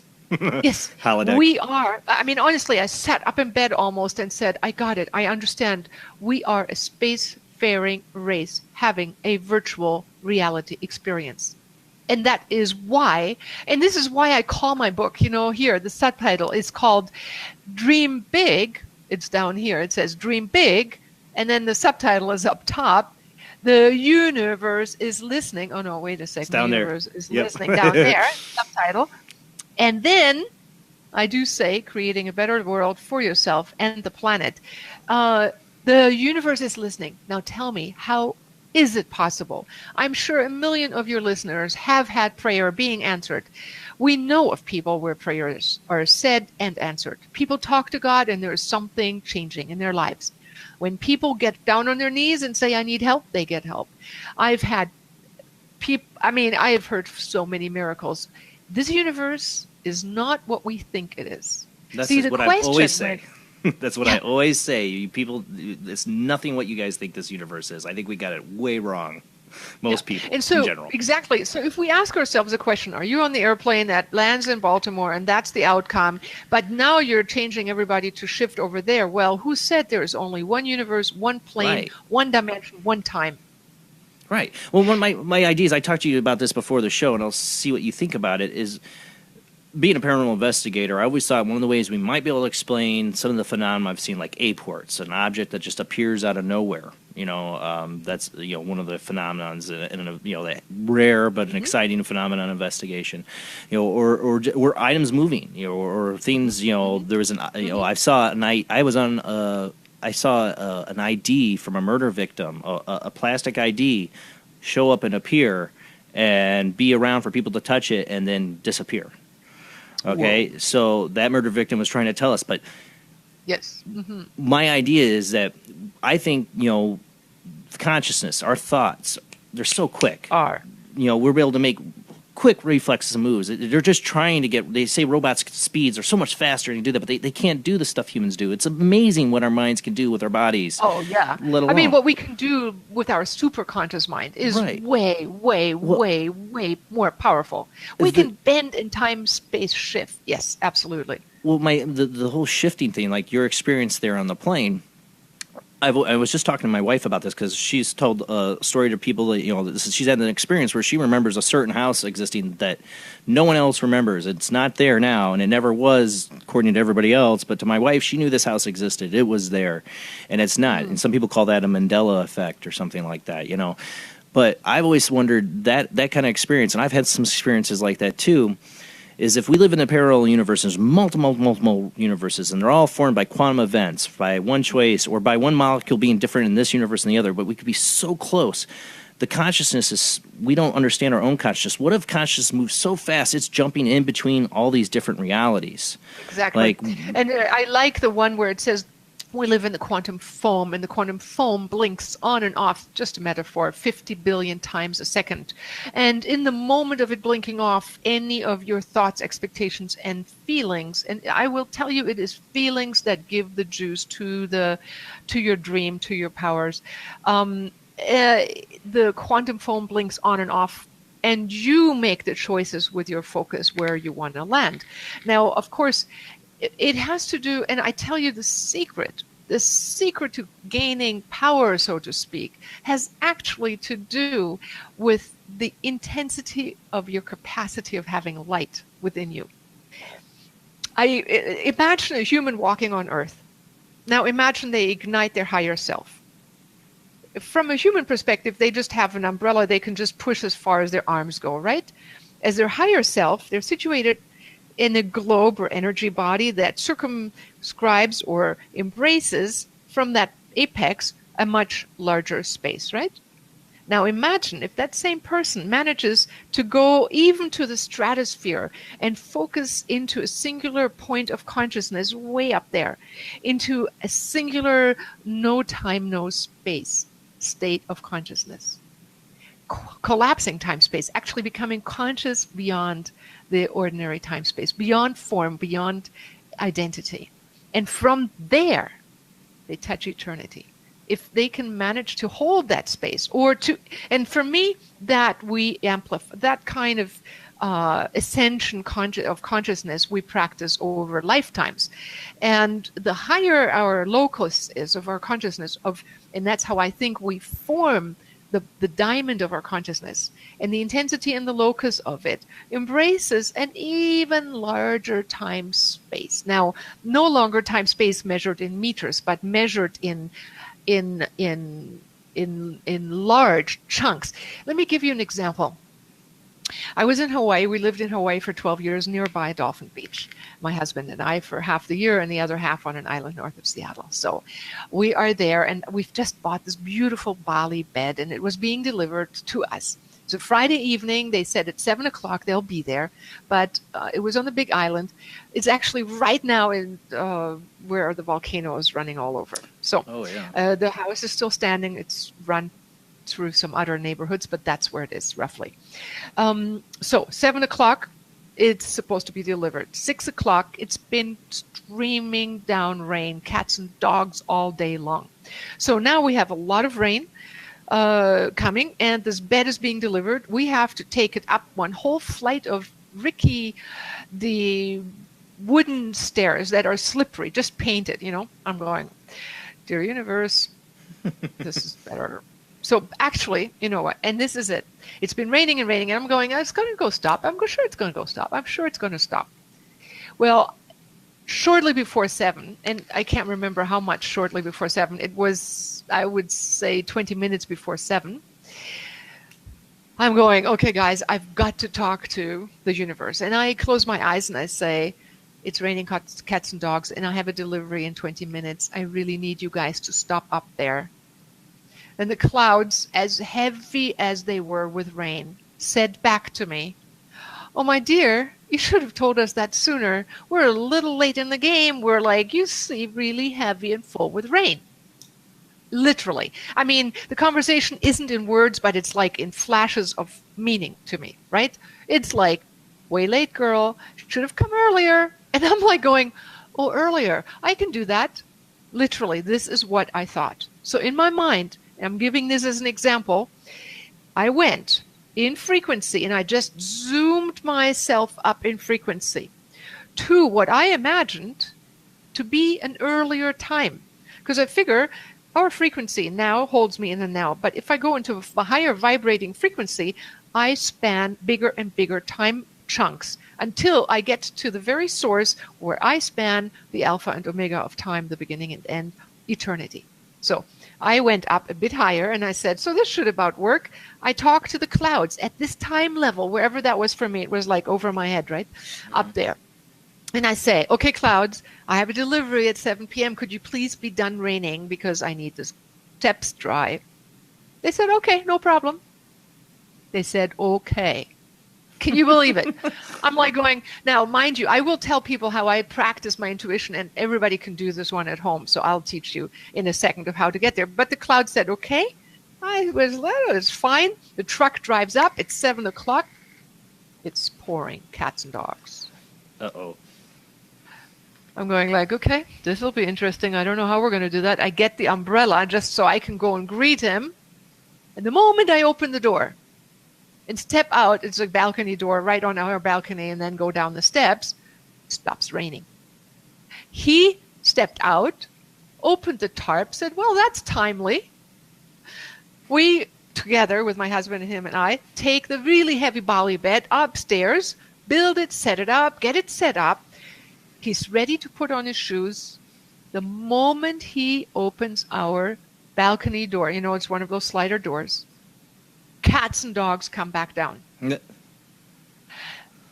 that's when I'm like going, wow, they weren't kidding when they said, yes, okay. So, and you know why? The only reason why I'm sharing these stories, and they all are true. I believe that if we as authors, and this is the one, I have raked other authors who've made stuff up. I said, if we want to make an impression on people's minds, we need to be telling the truth. We need to tell them how we got there, what is possible, because only when somebody like me, who also still drinks water and cooks with water, can have anomalies in time space, everybody can do it. So I teach people how to get there. But ultimately, it's not about gaining power over time space. The ultimate purpose of our learning all this, it's actually a side product. And the Bible said it. Seek the kingdom of God, and all else will be added onto you. So it's not actually, and although I like using the stories as carrots for getting people excited, in the end, it's about creating a better life for yourself and the planet and evolving as soul. Because when we grow in consciousness, we can't help but affect time-space, because consciousness creates gravitational fields. And actually, I used to give talks at the Prophets Conference. One of them, Edgar Mitchell, the astronaut for Apollo 13 and then going to the moon, was there. And he gave a lecture, and one of his statements was, he was in the think tank 30 years ago, and they discovered and discussed and were wondering, what is gravity, what is consciousness? And he said, and when he gave the lecture, I filled in his blanks. He said, thoughts create gravity. Consciousness creates intention, which creates gravitational spin, which creates the mass, which creates the accumulation of all the quantum foam to arrange itself around it, gravitational forces within this universe, but they are instantaneous. They're not like building blocks. It's like I showed up in Dulles, the rain stopped, and I have tons of stories, but also step-by-steps as to how to get there. And I'm glad to help you talk the audience through some of the steps, because where we usually get hung up on is the doubts, like you said, the fear, the anger, whatever negative emotions we typically have as humans. Oh, or the pessimism of like me, or the worrywartness that I have to fight. I would like, when we get back from this, we're going to go to another commercial break. When we get back, I would like to talk about some of the steps, because to do these things that you've talked about, I totally believe it. I believe it. I'll talk a little bit when we come back about my time shift experience. I do believe in these possibilities, but I feel like there's definitely got to be some training to be able to do what you're doing. There's got to be a little bit more. We can't just tomorrow I'm going to make the rain stop by thinking about it. There's got to be there's more to it, like some focusing or training, I'm guessing, right? Something like that. Because, that's some powerful stuff. Yeah, my niece, 8 years old, she figured it out, and 8 years old, she came to visit, and I said, tomorrow we have to weed, and she said, oh no, I'm just going to make it rain. And I'm like going, you're not. It's not how you use those thoughts. And then the tomorrow came, and it started raining, and I said, okay, lesson number 1, you do not use this for any personal gain. You always say, for the highest good. Because you know what? Boomerangs come back. And that's the beauty of things. No matter how many people can do this with their thoughts and create good or bad, Bali, where we live, people like doing things for the bad of other people as well as good. And, truthfully, it comes back as a boomerang to the sender. So we need to make sure we live in a better universe than we left. Awesome. All right. When we get back, we're going to talk to Ilona Selke about manifesting our reality, our universe, dreaming big. For people watching on Facebook, we play music out the Late Night in the Midlands radio network. You cannot hear on Facebook, so don't freak out when we go a little bit quiet. But we will be back with our guest, Ilona Selke. Dream big. The universe is listening, guys. We'll be right back with you.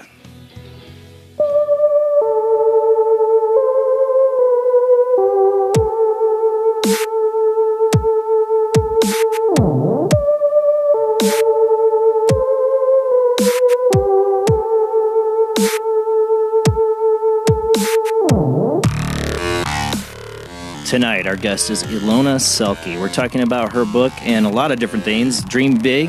The universe is listening. About manifesting your reality. The power of the mind, your consciousness, the reality around us is not what you think it is, in my opinion, at least. What I've discovered through life.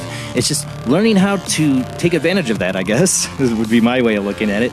Or how do we use that to our advantage? How do we get that to make our lives better? So we're going to get into that right now with our guest, Ilona Selke.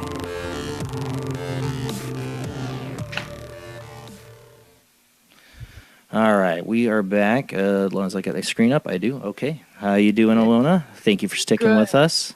And for the audience, know we will be taking phone calls after the next commercial break. We're doing a 3-hour show tonight, so hang in there. If you got a question, we will be taking phone calls the last hour of the show. So just hang in there. We'll get all those phone numbers out there in just a little bit.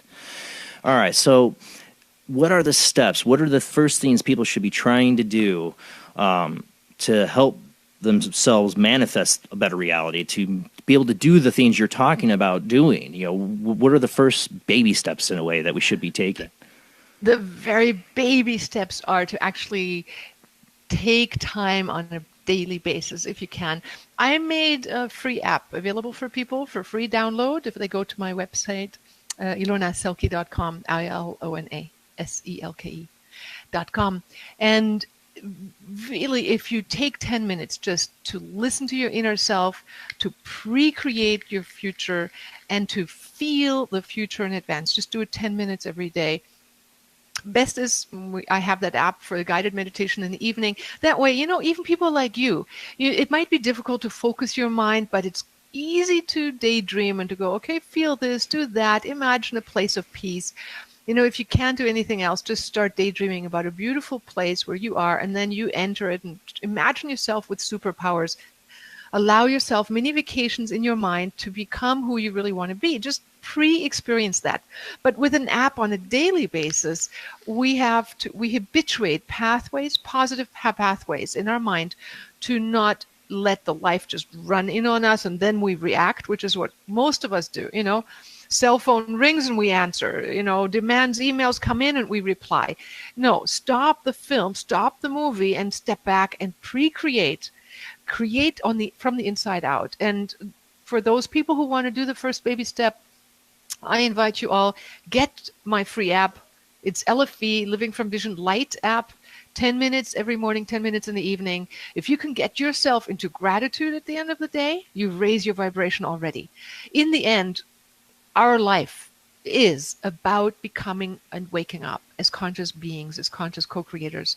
It's almost like the universe has grown, this entire universe, to grow these conscious beings that are looking back at the source. And so really one of the most potent exercises is when you can loop back into seeing the divine in everything, in every other person, in everything that surrounds you. And you're tuning into not what is outwardly visible, but what is beyond it. And that's where the magic happens. That's when you become awake within the matter. And that's what the universe is trying to do. It's waking itself up through its own creation and becoming aware of itself. It's sort of like a feedback loop. And where alpha and omega meet, the two, you will then, that's the app. You just enter your email address there below that app, and then you get it on Google and Play Store and iPhone, iStore, LFV Light app. And it's going to already help you to make the very first steps. Listen to your own heart. Create.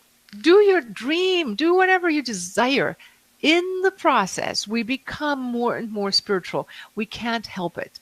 I have a course called Living from Vision where I walk them through it step by step, 5 weeks. It's weekly exercise and daily exercises. We also train coaches. If you ever are interested, go to my page, livingfromvision.com or ilonaselke.com. However, so the baby step is listening to shows like this, opening your mind to the possibility that the reality is not what they taught you in university or in high school, wherever you went. It's because it's like Galileo. If Galileo was right now on the air, he'd be probably on your show.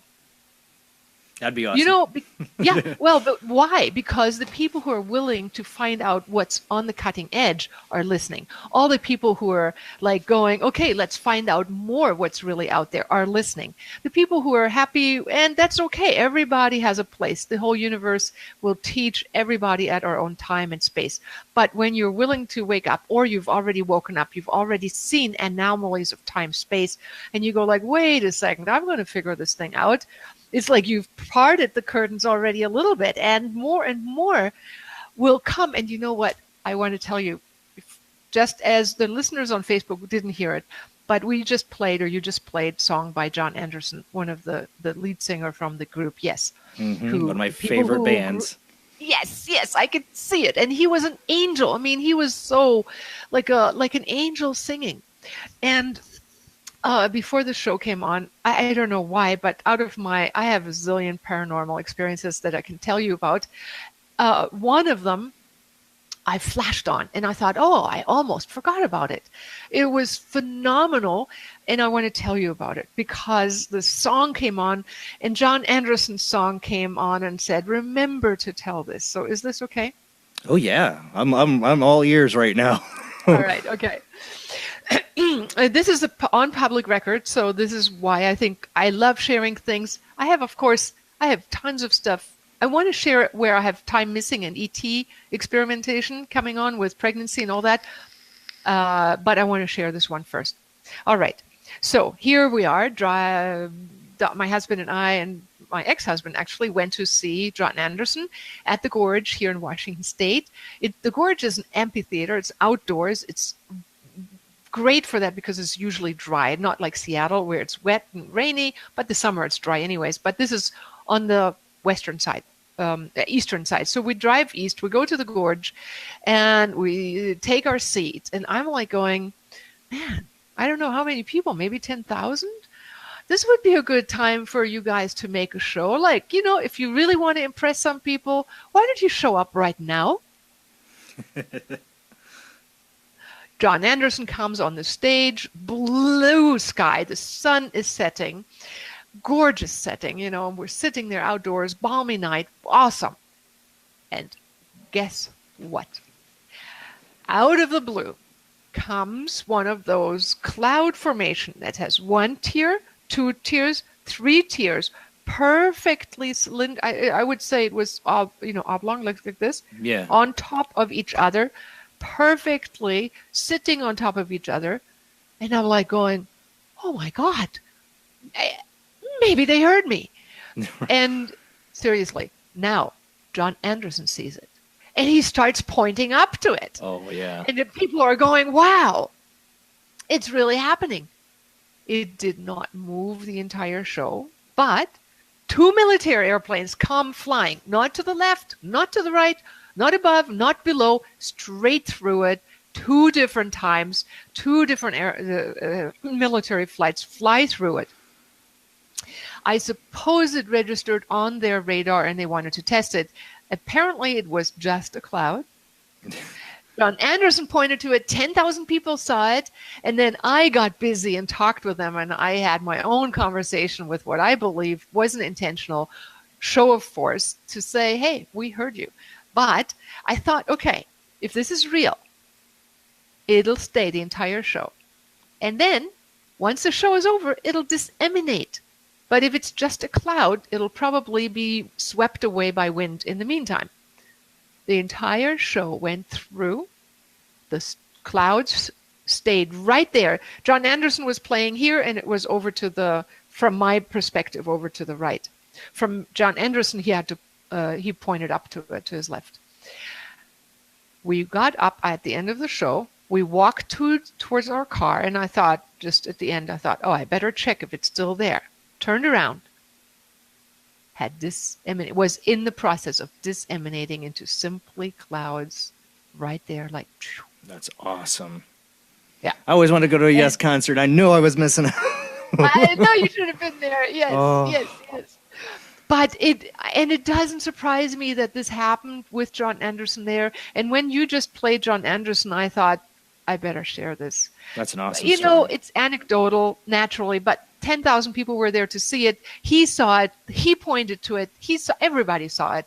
It wasn't like I only saw it. I have orbs. I took orb pictures. I want to tell you an orb story. Can I tell you an orb story? Yeah.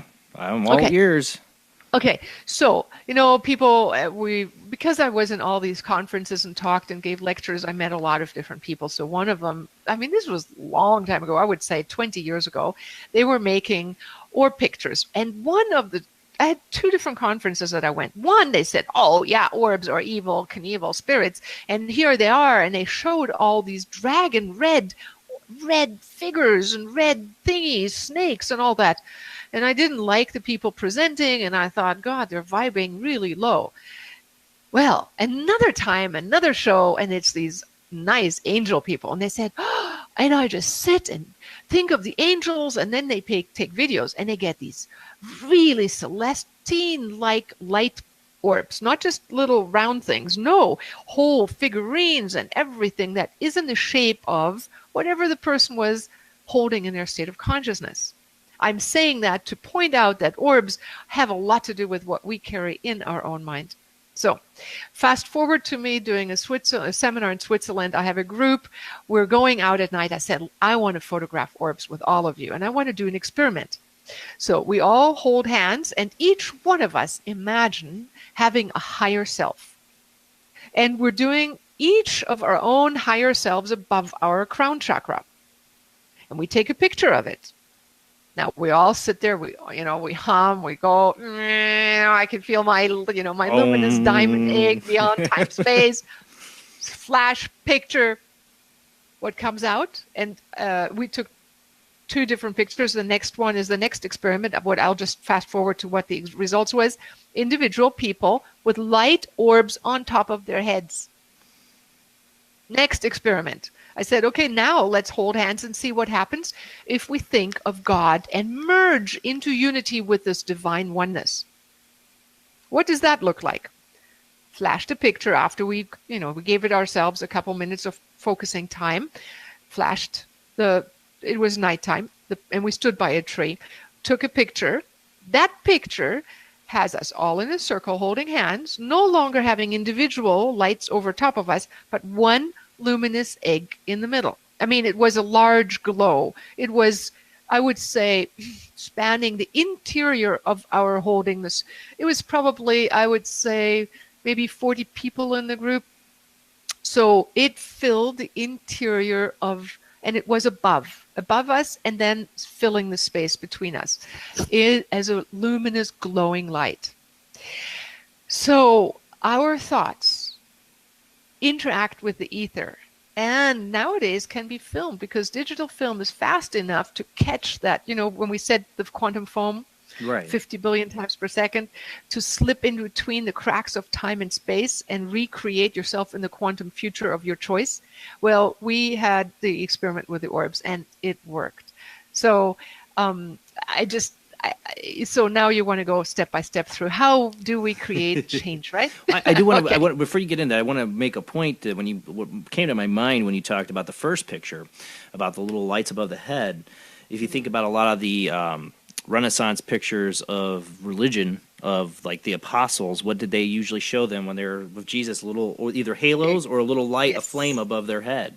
So you wonder did they know, these artists and the people that wanted these pictures made?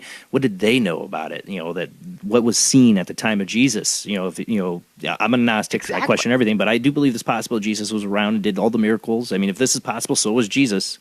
Exactly. And what did he was say? happening then? What were people seeing? Well, and then if you quote Jesus, and since we have that a lot of in common in our subconscious, might as well make use of it. See, a lot of the stories we were told good or bad, in childhood, they form our foundation, and they are hanging in there somewhere in our subconscious. And I had my grandfather tell me good things, and also like, well, don't laugh too much, you'll be crying, and don't expect too much, and da da da da. But he also told me miracle stories of his life, and instantaneous healing stories and such that made me have faith. So in the Bible it says, if you have faith, if you believe it's possible, it'll happen. And Ask so and you shall receive. Yes, and as you ask shall receive. And as a matter of fact, the Essenes had the prayer where they said, imagine the prayer already being answered. So you're not like begging, always begging for it, with forever having this carrot, like the donkey has the carrot in front of you. It's like, no, I'm in the moment of eating the carrot. I'm feeling the fulfillment. So the faith, actually, I want to say, comes also through other people like me, like others that you have on the show, like you, sharing what's possible. And then people going like, well, if it's possible for them, maybe it's possible for me. And Jesus said, these and greater things you will be able to do.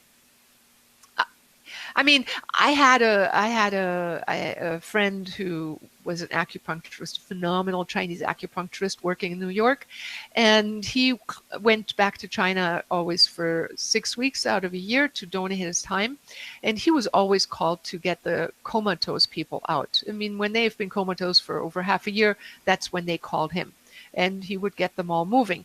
But he said, you know what? I saw my grandfather watching him float in midair. I saw things with my own eye when I was young. And when I came, he said, it was one of those shows where he gave a speech and I gave a speech. And he said, come, I'll do you. I'll do a analysis for you and your health and all that.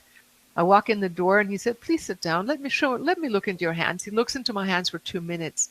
And then he tells me every disease my father had, my mother had, and what I had as a child. Wow. And I said, wow, that's amazing. And he said, well, actually, I didn't really need to look in your hands. I knew that when you walked in. We are trained to see it within the moment you walk in. Wow. But they are trained, they're trained, and that training also based, and I'm saying, when you have a grandfather who can float midair, you go, okay, well, that's just normal. So let's just do something else that's normal and do miraculous things for other people, but it's normal for us. And this is a key ingredient. If we can get to a moment in ourselves where we feel like it's just normal, it's okay, I can, the plane, of course, can land in Baltimore, but then be rerouted and 2 minutes later be in Washington. Why not? When you have this, of course, that's happened before, it can happen again. That's when you can shift, but it's not about shifting time space so we can have bigger whatever. Yes, we can have bigger whatever, but in the end, we are here to be of service, share love and light. The more we radiate, and as I'm saying, the higher you set your frequency, the more love you feel, and the more light you spread, and the more beneficial you are to other people. Like your show here, touching other people's lives, giving your midnight life for this event. I do it because it's getting to talk to you and to my people that watch, having them call in, which we'll be giving those phone lines out after the commercial break. But I do it because you can't trying to talk to people about these concepts. Normal day people you work with, or people and they're like, it's still growing. It definitely doing this show, and there's a lot of other people doing really good shows like I am. People are awakening to these ideas. Yes. And I definitely. And it's every drop counts. When I talked to Jean Houston, the one who also counseled the Clintons, and I said to her, I want to reach 10 million people in my lifetime and really, really impact them. And she said, it's not in the numbers. And, I'm like going, okay, well, why not? My 1 hour, why not move 10 million people? Well, as a matter of fact. But then what I've realized is you can move the entire globe. And this is what I'd like to invite all of us to do. If you have 5 minutes to spare every Saturday, I'd like to invite you to start imagining a world where you pick a solution of your choice. I'll tell you a story of how years ago I thought, okay, we have plastic. We have an issue with plastic. It needs to be somehow transformed. Yeah. Big time. Yeah. So I visualized 5 minutes every Saturday or so, that I live in a world where the plastic is no longer, breaking down is no longer an issue. And I specifically focused on a solution being found to help break down plastics into organic matter. Yeah. I did this for a year. Now I'm inviting all of you, pick whatever pet peeve you want. Pick your solution that you want to create and imagine it that you already live in the universe of your choice where things are working. Do it. 5 minutes every Saturday. Are you in with me? And pick your choice of a solution. I did it. 1 year later, I got the news. They have found, and this is years ago already, I saw it in the news. It was like, I just want the right news. Even if you give up listening to news, the right news will find you. It just popped up. They had found an anaerobic and aerobic bacteria in the Amazons, and it's a bacteria that breaks down plastics into its organic components. So the solution has been found. They're now working on refining it so it can be applied to plastics of our choice, I had that in my World Wide Web of Weird before. When you're saying that, that was a story I had, I don't know, a year or 2 years ago Really? About that. Yeah, because I thought that was incredible. Because it is something that worries me. You see, when they show you the large swaths of ocean just filled with plastic, nasty plastic, and there's no oxygen left in the water for the fish, and it's serious. Just if I were to spend 5 minutes every Saturday thinking about something, mine would be I want to imagine a world with no nuclear power plants. Okay. Because so they scare my me. Solution to you, and this is a really good point. You just brought it up. No nuclear power plants. What do you have to imagine in order to do that? What do you see when you say no nuclear power plants in your mind? It's a trick question. What do you see? I see us coming up with some other energy or something else to get rid of it. If I tell you don't think of a pink elephant. No pink elephant. What do you see? A pink elephant or the State Puft Marshmallow. What do you see when I say no nuclear power plants? What do you see? Probably nuclear power plant in my back of my mind. Yeah, unfortunately. Yeah. But this is a good example because this is when I was 10 years old, I thought the universal law was whatever I didn't want, I got. And so I made a pact. I said, dear universe, I'm going to prove my theorem.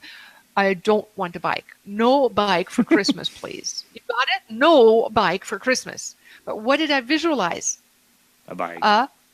No bike, I have to go, no bike, bike. No, the universe did not get the no. It doesn't ever get the no. So we need to be careful. Okay, you can say, I want a universe free of nuclear power plants, but then go busy yourself actually seeing that end result.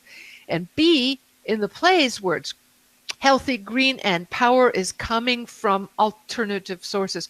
As a matter of fact, I know people working on free energy, and that has to do with our state of consciousness.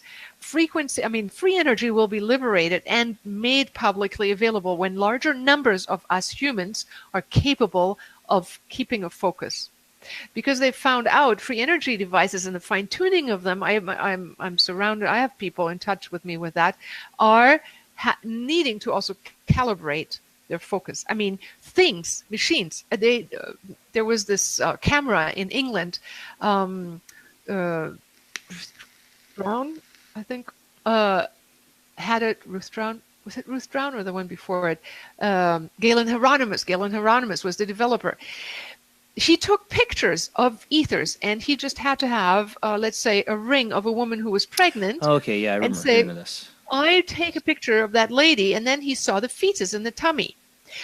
Another one, they took a picture of a ring that was a ring from olden days and said, let's see what we see. And they snapshot and they got pictures from castle times. And it was when the ring had actually been in those time zones. So this device, this photographic capacity, was able to tune into different time zones and pick up the ether long distance. The lady who was pregnant wasn't physically there. She was long distance. Take a picture of what energetically was there, but far away. Galen Hieronymus was able to do it. However, he couldn't get other people to duplicate it. Yeah. They could see it in front of their eyes, but other people couldn't use the photographic power. They didn't have the focus. I can think of many examples of that in the paranormal. There's the guy in Italy who could basically make spirits come through any kind of like radio device, but nobody else can do it.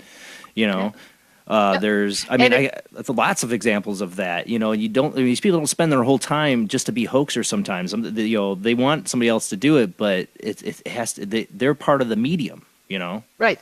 Right. And it actually means that the vibration of whatever universe you occupy in is yours. And if you want to change it, change the frequency. So here are the steps. You wanted some steps. Do we have time or do we need a break?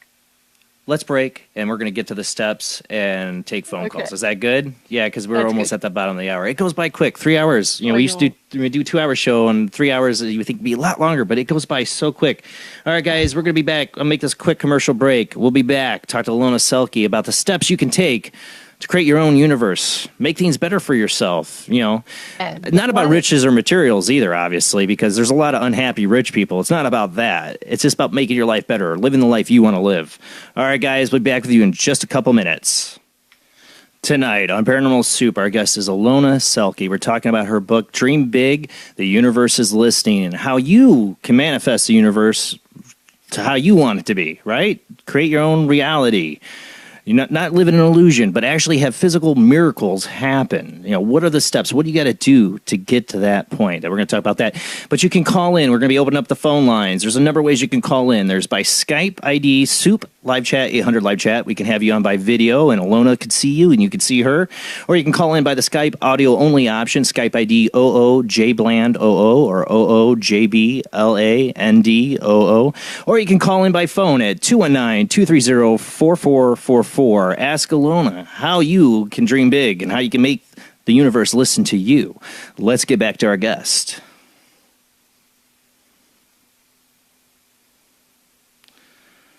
All right, we were talking about some steps here, and I got to open up my phone line. So go ahead and kind of walk us through a little bit more about what we need to do to dream big and get that universe to listen to us. Well, it's already listening. It's listening nonstop. And as a matter of fact, it's so good at listening to us, it already created the universe around you the way you expect it. But most of us are not that gifted at creating the positive image. Or in some areas we're good, and in some areas we're not as good. We may be mimicking what our father and mother did. We are maybe mimicking what we were told, what we were made to believe. So one of the things we need to get to are the negative components in our consciousness. But like I described earlier, when the lady was afraid of the devil and then found she was talking to Jesus Christ and now has Jesus guiding her life from the inside and she can talk to him, the negative energy simply is, let's say, slowed down energy compared to the higher version of itself. Let me tell you another time-bending story, and I'll walk you through the steps on that one. So my husband and I, we just learned this technique. So it's brand new. I don't really know it that well. We've flown to Germany, and we're going to visit a friend. This was back in 88, 89. That was the end of August, and we are not in a time of cell phones nor faxes. So, all right. He tells me, Ilona, I want to see you, but I want you to show up in Stuttgart under this big clock at 1 o'clock, because that's when I have my lunch break. He's a classical genius musician, viola player, and he knows when he has his break and when he can pick me up to take him to his new house that he didn't know at the time when we called. Done. That's when our phone call cost $800 to call Germany. So I made it short, brief. I'll show up. I'll be there on that date at 1 o'clock. Count on me. Well, count on me that day. We leave on time from Bonn, where my sister was living. Get in the train. The train is delayed. It's stopped. It's actually not leaving on time. The German trains used to always leave on time and always arrive on time. Well, not that day. Not that day. We were told that there were repairs on the Who knows what the real reason was? We were delayed. So in Germany, it's really cute. Every time you drive through a town and where they stop, you'll see a big clock on the side that says it's this late. Then the nifty thing is they have a little schedule where it says this town at this time and this town at this time. And in Germany, it was always like clockwork. I'm in Cologne at this time. I'm in Frankfurt at this time, and on till I get to Stuttgart. Well, we left late, and to make matters worse, this train was stopping for everybody else to get on time, so only we were late. Now, What do you think I was feeling when we were getting later and later? Like most people, possibly I was furious, miffed, upset, angry, anxious, whatever the feeling is. So I'm going to ask you, so you can do this with me. Where do you feel when you feel anxious or angry? Where do you feel that in your body? I usually feel it in my gut. Like, Finally, good. yeah, You that's get it. where I Yeah, feel it, right there. well, Usually, yep. It's a yes. little queasy feeling. Yeah. And depending on how angry we go, it gets a little fiery, right? Mm-hmm. Oh yeah. So for Huh? Anxious, or that's that same feeling I have too if somebody's like very negative towards me. Yeah, Like I pick up. exactly. I'm definitely. I'll admit. I've told people on the show I'm empathic. I pick up on how other people feel, and when somebody's like really angry at me or really throwing negative towards me, man, I get sick to my stomach. It's almost it almost disables me. Right. So what you can do, and what I did sitting there on that train, for me, it was anger.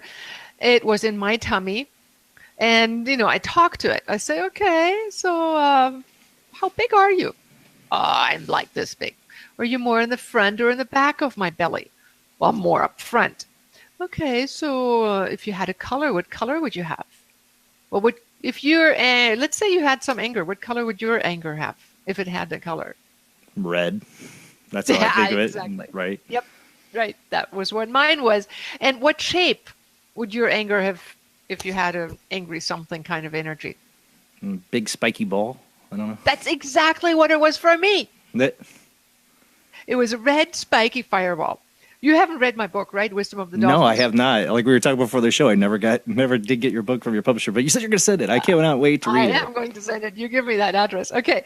So it's available on Amazon. Actually, on Kindle, it's still set to $4.95. So get that before I change my mind and amp it up to the normal book is $19.95, but Kindle is $4.95 because the truth is I just don't know how to. I do know if I you just haven't technically done it yet. It's like, okay, let better get on it buy the fast, book. people. Yeah, and if people read the book, that's more what I care about.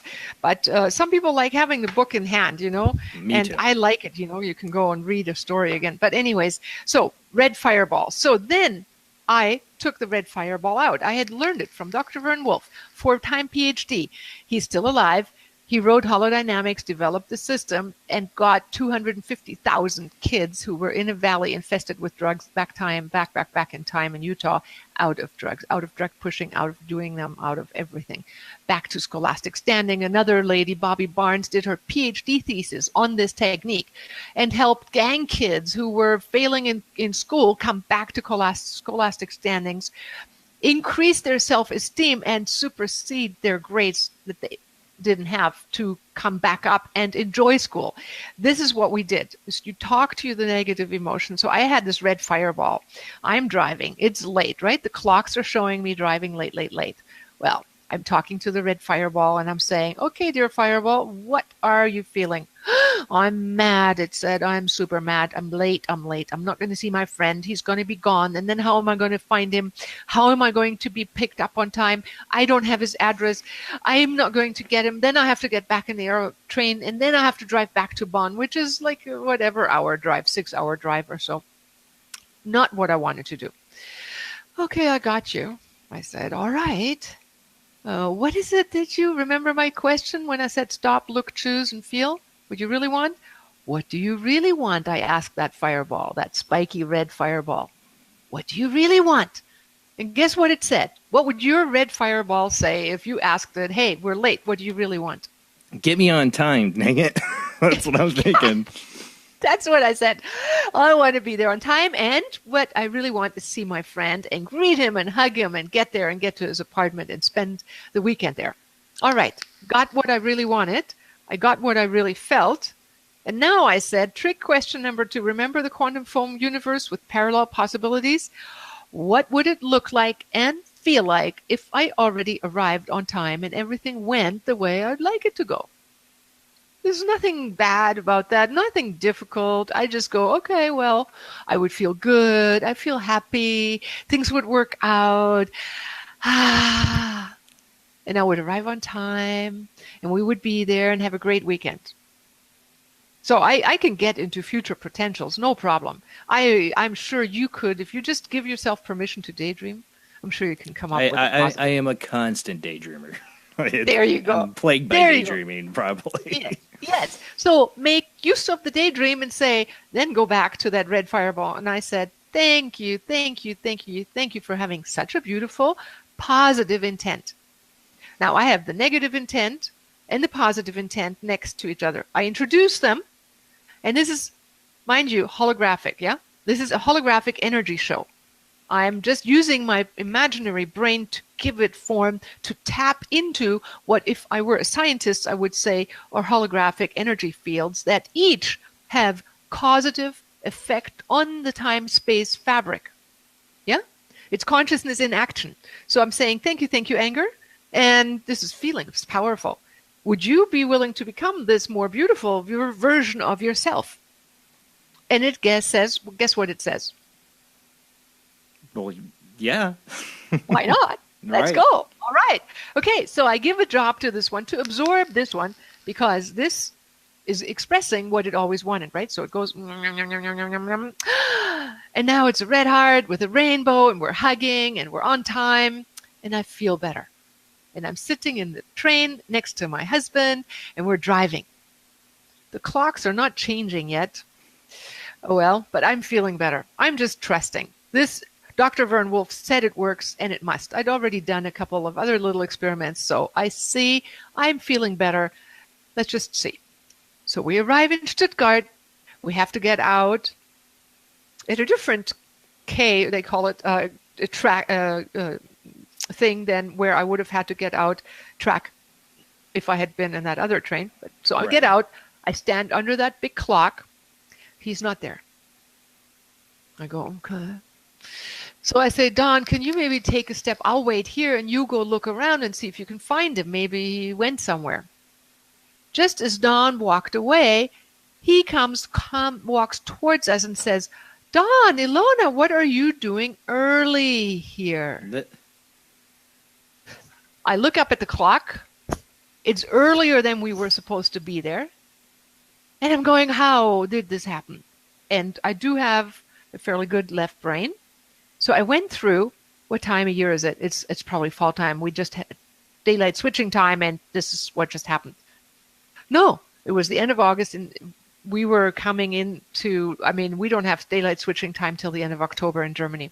So that was not the explanation. And then I did what I would recommend everybody to get used to is when you encounter miracles, allow your miracles to happen. Welcome them and don't question them. Thank you. You arrived at your destination in the quantum form of your choice. When you made that Schrödinger cat decision to see the cat that is alive, that's what you see. You say, thank you very much. All the other options are other people's options. You are in the world of your choice. You shape time, space shifted because of some simple technique of moving two quantum potentials, one the negative anger, one the positive fulfilled feeling, into singularity. When we move something into singularity, I told you before, we open up basically the power of what produces a quantum jump into another dimension. It's like a portal into the fulfilled future that you wish and can focus on, provided you can fully feel it. Now, if you can't feel it, take the parts that you can't feel, the doubts and fears, and talk to them and say, what are you doing? What is it that you really want? And then do that to those until you can come back to your bigger picture. I walk people through it in my books. I walk people through it in my online course, Living from Vision. If people are seriously interested in making a change in their life, I have the online course, Living from Vision, Part 1. You can test drive it, $69 on my platform. It's called ilonaselke.online. It's called ILONASELKE.online. Simple. Then you can take the whole course, 5 segments of it, and if you do the Part 1, you get a $100 coupon off. So I'm giving you a little trick here. Yeah. So, but the thing is, we do need to practice. We didn't learn how to read and write by not practicing. We did practice. And learning how to focus and shape-shift reality and increase your frequency, including gratitude at the end of your day, is how you raise your vibration. And remember when I described that little diamond of your consciousness, if you raise it to ever higher frequencies, to the center of creation, to the center of the universe. You align with singularity, with oneness, with the divine. You become the vessel of divine. And at your fingertips, at your choice, is everything that you're capable of asking and dreaming of and believing in. So I hope those steps can help. I think that's great. It's great, at least a place for people to start or what to think about. To me, like the you arrived at your destination earlier. These are things I've always believed impossible. I mean, my wife. I one of the things I'm grateful for is having my wife who shares a lot of the same concepts and ideas and enjoys my weirdness. But we would go down to Florida when we were younger, and when we would drive, we would cover up the clock. We'd cover up the clock. I didn't wear a watch. I actually kill watches. I can't wear them most of the time. I would cover up the clock, and we would see, can we bend space-time? We would both, this is what I love about my wife, that she's in on this with me. Yes. Can we bend space-time, and can we make it to Florida in a record amount of time and not as much gas because we need some money? And I swear, we did it twice. It worked. On the way there and on the way back, we made it there like an hour earlier than we should have, according to all GPS maps, anything. We were there an hour earlier, and I swear it's because we didn't look at the time. I swear, because you look at the time and it drags, that quantum foam slows you down or something. I don't know. Yeah. We're staring at a pot boiling. Yeah, exactly. Your consciousness chose a new framework and then believed it's possible. We do have a phone call on the line. Okay. I do want to take before we get to the last commercial break. Let me get that on. Okay. We got Zach on the line, who always has great questions. How you doing tonight, Zach? Thank you so much for calling in. You're very welcome, brother, and I'm doing pretty good. How about yourself? Doing great. Glad you called in. Nobody else, come on, people, stay up late. Call in. I know Zach's my man. I know he's going to call in. He always does. He always has such good questions. So thank you, Zach. Anybody else who wants to call in tonight, there is a number of phone lines. When Zach gets off, call in 219-230-4444 or Skype ID OOJBland00. Ask away, Zach. Hi, Ilona. It's very nice to meet you. My first question to you is, I know that you talked about ways to bend the universe to your will to get them, really get the universe able to complete an objective that you want. But my question is, does the universe... Good. Let Zach get it out. I know you got something you want to say to him, but let Zach, he's got a great question. No, it's all cool. It's all cool. No, it's good. But does the universe ever ask anything of you in return? Why or why not? Well, actually, I really want to make it a point. It's not bending the universe according to my will, but we are co-creators and dreamers here, and we do create all the time, and the universe is listening all the time. It's just, let's look around and see, are we living in heaven on earth, or are we not? And if we're not, let's get busy doing it. So in other words, create and become a co-creator, become a positive agent of change, rather than blaming and shaming and being the victim. And although that's easier, it is our job to learn, to awaken, to co-create positively. So, but yes, there is an answer to your question. Do you know, when I go into deep, deep meditations and I come to the center of the universe, do you know what the universe or God or whatever says to me? I mean, literally, I always get the same question. I'm not really sure. All right. What it asks of me, and this is serious, I get this over and over, and I have gotten other people to hear the same thing. I mean, they tell me the same thing. It says, what can I do for you? Sort of. It's basically, what's your dream? What's your wish? What can I say yes to? The universe or the source is like the big yes force. It is feeding itself, basically. The only thing that I think the universe or the center of the universe or God is hoping for is a feedback loop to where we look back at it, where we see the divine circle, where we connect with the source and become conscious of it, where it's a feedback loop. And it fills, and literally when people do that, and I do that, we're filled with love, and that union is love. Union is the ability to merge two into singularity. You can try that with your wife or partner or whoever, or a child or anybody.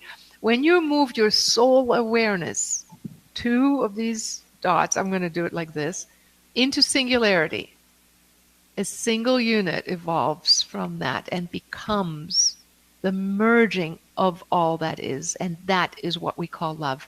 And that is what the source is gifted by. It's more or less having itself wake up and remembering itself. It's like where Alpha and Omega meet each other, where God is found through itself, back on itself. And I think that's the deepest purpose in our life.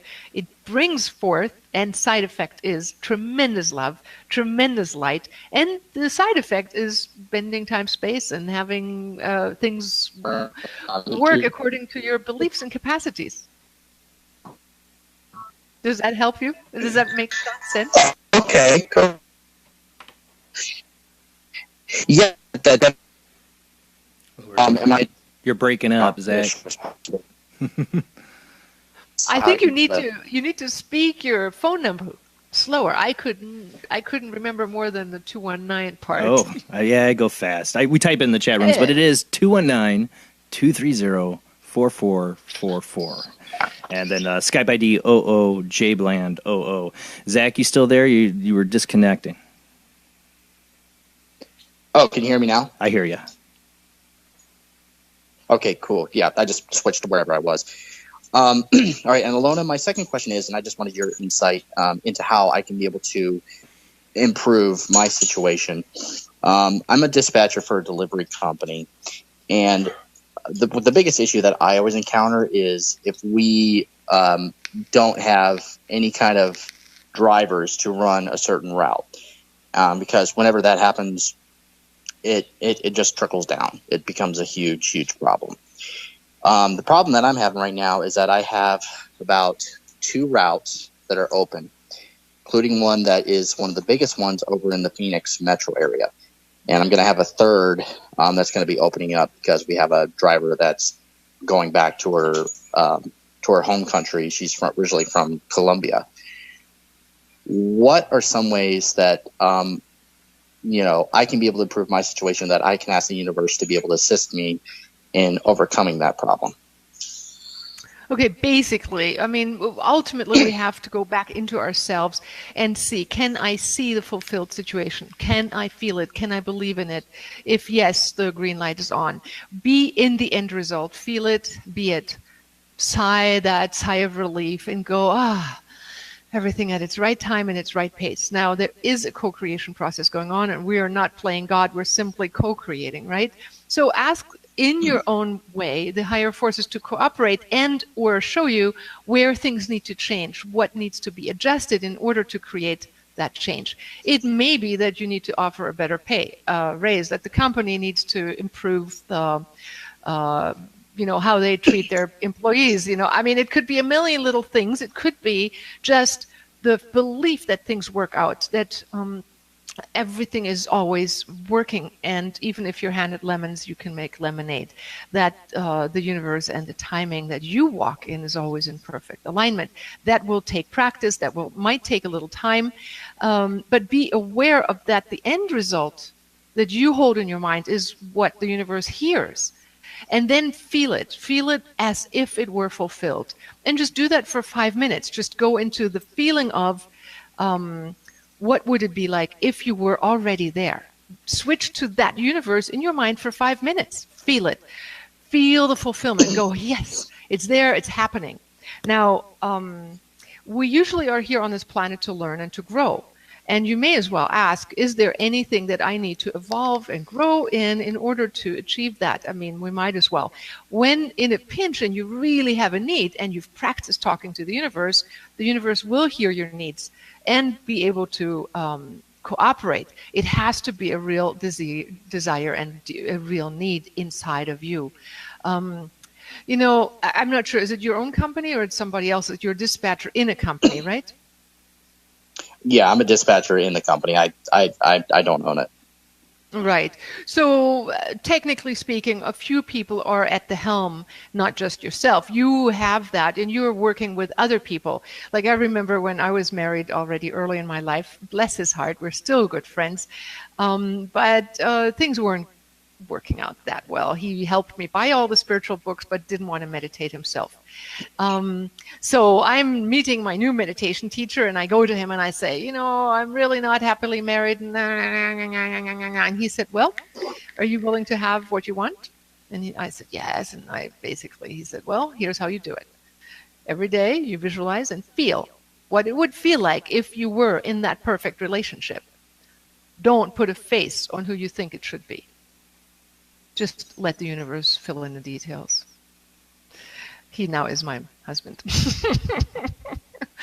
That was not a trick. On his part, he simply said, be in the end future fulfilled. Be in what it is you really want to experience. And for you, being in a dispatcher, you want to feel that everything is working well, all the customers are happy. You can contribute to having a company that works and flourishes. We all collaborate into the bigger picture. But, it's like I couldn't change my ex-husband. He is the way he is and has his reasons for being that way. I just happened to fit into the world that vibrated in a particular way, and I had to unvibe myself so that I could be in a different universe. I used to believe, honest to God, when I was 16, I made up my mind that being too sexual was not spiritual. So I found a husband, him, that completely lived that and wanted to make love with me, at first once a week, and then every 2 weeks, and then every 6 weeks. And I was 20 years old, I wasn't like 65 or anything. But he fulfilled my belief of what I needed. You get that? Where we are fulfills part of what we believe is possible. So you might want to switch into the universe where the company is working, everything is working, all the routes are full, all the people are happy, the employees are there at the right time at the right place. Does that make sense? Yeah, it does make sense. And while you were talking as well, I just had a couple of ideas come into my head that I'll probably want to bring up over to my operations manager probably in the next few upcoming days, just to see how things go and see what he thinks about it. But I definitely hear what you're saying for sure. And I do appreciate your assistance. I love hearing everything you're saying, and you're awesome. I appreciate your help, Ilona. Thank you so much. Thank you for calling in, Zach. Awesome. Thank you. And, I want to encourage have a good night. You too. Hi. Bye, Zach. Anybody who feels like they even have the most minutest, simplest questions, it's okay, because a lot of listeners have the same. And we help other people in sharing our parts that are not as perfect. And that's why I also share the fears and failures, and also where I recognized my own contribution to how I created a universe, which I had a lot of issues with my health. And I had the Dr. Vern Wolf, he said, girl, you have negative beliefs about your health. And my God, did I have to find out that I did. I went into deliriums, I went into fevers, I went into immune to blah, blah, blahs, until I slowly but surely walked myself into positive beliefs. And that's something that we grow with, we practice, and whatever our practice arena is, whether, let's say some people, money is working, but love isn't working, or maybe health is working, but finances aren't, whatever. It doesn't really matter. Whatever it is we need to grow on, take it on and say, yes, let's practice. And where is this? And let's talk to this negative feeling inside of me and the pain, if it's in the body or in the heart, emotions, whatever it is. So, well, yes. I'm going to roll into the last commercial break, and then we'll take any more phone calls people want to call in, like Zach did. Thank you, Zach. You're awesome. When you come back, this is our 3-hour show. People, hang in there with us. One last half hour. It goes by so quick to me, though. Even taking an extra hour, I feel like I'm still only, it still feels like I've only been on a 2-hour show. It's 3 hours. We're already in. All right, guys, when we come back, Ilona Selke, you can call in at 219-230-4444 or Skype ID OOJBland00. Call in, ask Ilona your questions, what you can do, how you can dream big and change your life around. We'll be right back with you after this commercial break.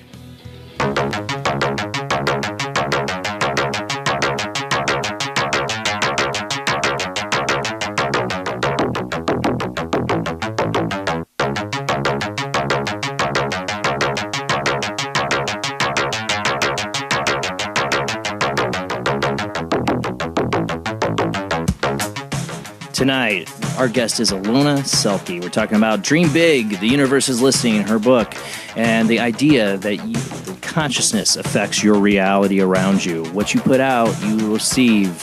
What you ask for, you shall receive. If you know how to do it, I guess. I believe in it. I've believed in this concept since I was a small kid. I thought this is how the universe works. I was just wrapped my mind over these years of how to best make it happen. We do have another phone call on the line, so I do want to get to that. Let's get back to our guest.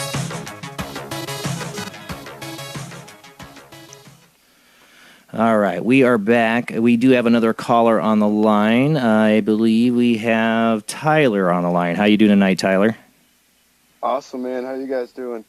Doing good. I was hoping you were going to call in. We were talking the other night about this guest, and you were really excited to hear the show. You somebody who I think believes in these kind of concepts too, Tyler. What's your question for our guest tonight?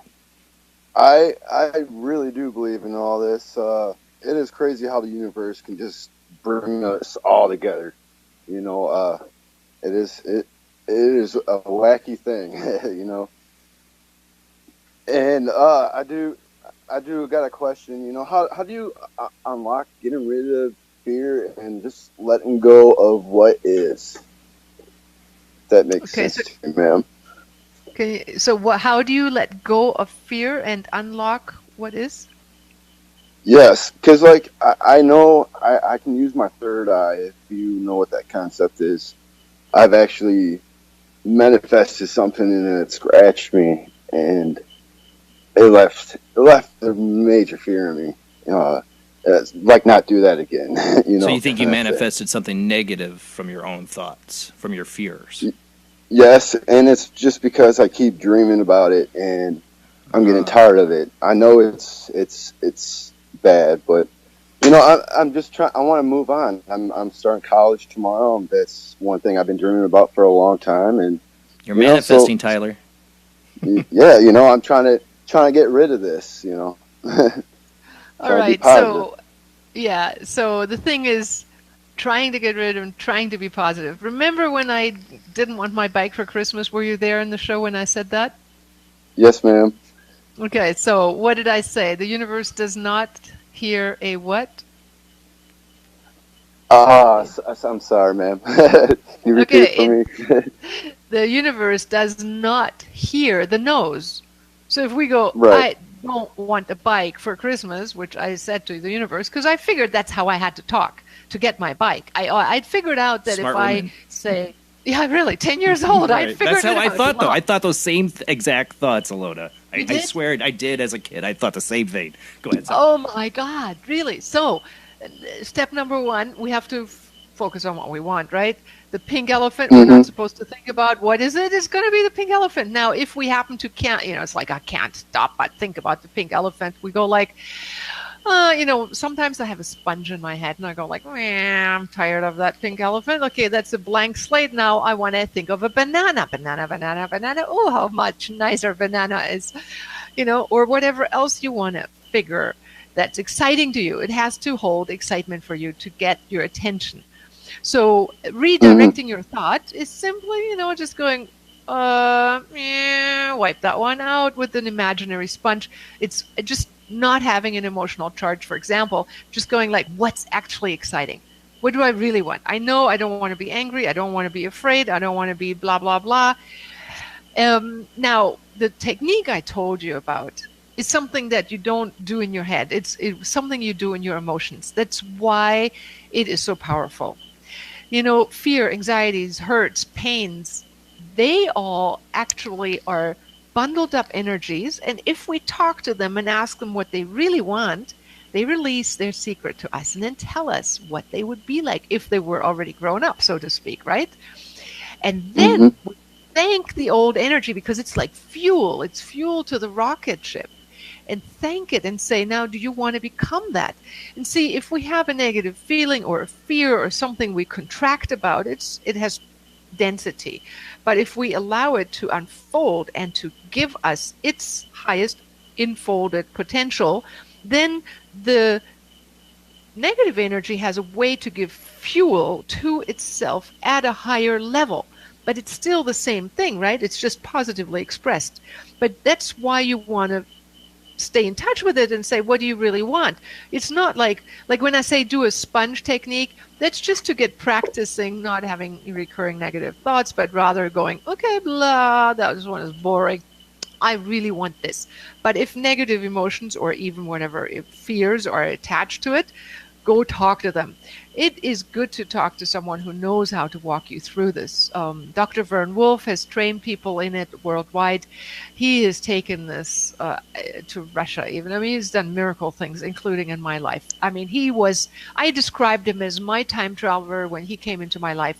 I learned about it because he understood shifting the quantum foam better than most other physicists. He still has a fourth-time PhD, and it is that we are through the microtubules. I mean, he has a lot of this, but my very personal thing is just saying your negative feelings or negative thoughts are fuel for expression of their own highest expression, and they give it fuel and support that next level of evolution.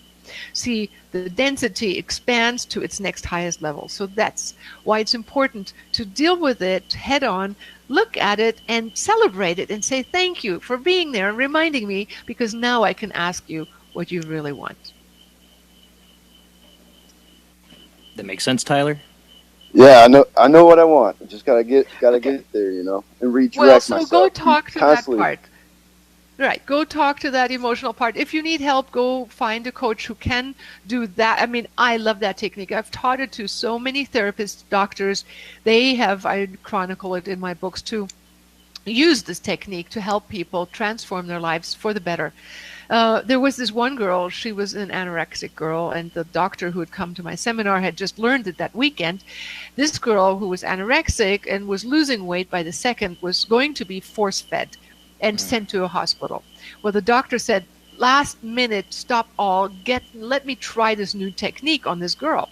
So she talks to this girl and has her close her eyes and says, oh yeah, how do you feel that? Where do you feel these feelings of blah, blah, blah? And she goes and finds these feelings in her body. And then he says, well, when's the first time this happened or this feeling came up? And she says, oh, when I had my girlfriend from Bosnia. Well, at that time, and that was back in, it tells you when that was, in the 90s or so, the girl had felt this camaraderie and compassion for her girlfriend from a war-stricken area who didn't have enough food. So for her to build a sense of camaraderie and compassion was for herself not to have food. So her anorexia was actually tied into that other girl not getting enough food, and to be a good girlfriend, she was also going to not have it. Now, what the doctor treating her said, okay, so what do you really want? Well, she really wanted the love between the two of them to be really strong, right? Her having anorexia was a way of creating that bond, but it actually wasn't a very mature way. It just was a way. So we should talk to the feeling, created a negative image first of how that would look like, and then said, what do you really want? That love and connection, how would that look like? Well, that would look like love and flow, blah, blah, blah. Then they introduced the two, merged them into one, and left over is the highest because this comprises the old. Yeah, it has two in one. Guess what? They had her in the hospital, and they observed her for a couple of days, and every day she gained 200 grams. And because she was gaining 200 grams, they didn't force feed her, and she gained her weight back because she made the fundamental shift to love instead of the old way where she thought suffering and pain was expression of camaraderie. So doing this, and I've had tons of teachers take this to schools to teach it to children, actually 3-year-olds, everybody, kids at risk, kids on drugs have done this. Teachers have done it with them and taken them out of the negative frame. So you go ahead and either go to my website or go to Dr. Vern Wolf's holodynamic.com website and find people, maybe if you want to, who can walk you through these steps. This is one suggestion I would have. Or if you can do it on your own, you can get some of my books. It's embedded in my books. These steps are embedded in the Dream Big book. There is one story about a lady who was a gray mouse, comes to my seminar. I walk her through these steps in front of everybody. The next day, everybody points out to me the new woman who just walked in, and we didn't really want new people in there. And I walked up to her and I said, sorry, the seminar already started yesterday.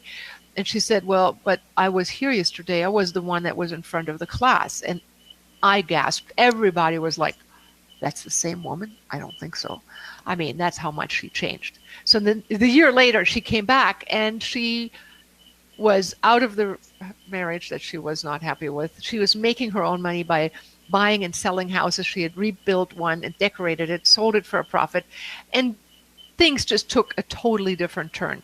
So by talking to your internal dimension, you shapeshift quantum realities into its positive expression to celebrate your life and your consciousness, and that's what we're here for. Start shapeshifting your reality, Tyler. That's beautiful. This lady was awesome tonight. Thank you so much. You're awesome for calling in, Tyler. Thank you. Thanks, Tyler. This was a blessing. Thank you. Have a good night, bud. Have a good night.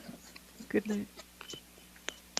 We were saying earlier how I had these same thoughts as I was a kid. It's like, okay, if I can't focus on what I want, I can't get what I want. Maybe I should focus on what I don't want, even though it is what I want. Like just to do that. I had that same idea. That's so amazing. That is still, when you said that tonight, I kept thinking like, God, I did that as a kid. I would try to focus on. Yeah. Really? I from the mouths of babes, children, we think of things that, make sense, if you think about it, but it's that innocence. We think of these things, just we don't have all the other gobbledygook in our head at that time. We can think of these simple concepts. And we believe that it's possible. I mean, how do kids still have that memory that we should be able to wish for things? They are the ones who read Harry Potter because we know when we come in, that's how it should be. We should be able to create from, that's how, I Dream of Jeannie, Wow. Oh, so, yeah. Thanks, Jim. Yeah, wiggle your nose. It'll come. I can't do it. We do got another caller online I want to fit in before we go. Hold on. I got to flip a couple things because they're calling in on the other line. Let me make sure we can all hear them. How are you tonight? Who do we got on the line here? Hi, Jason. This is Debbie. Hi, Ilona. Hi, Debbie. Thank you so much for your topic tonight. I've been working on manifesting in my life and have seen some positive results.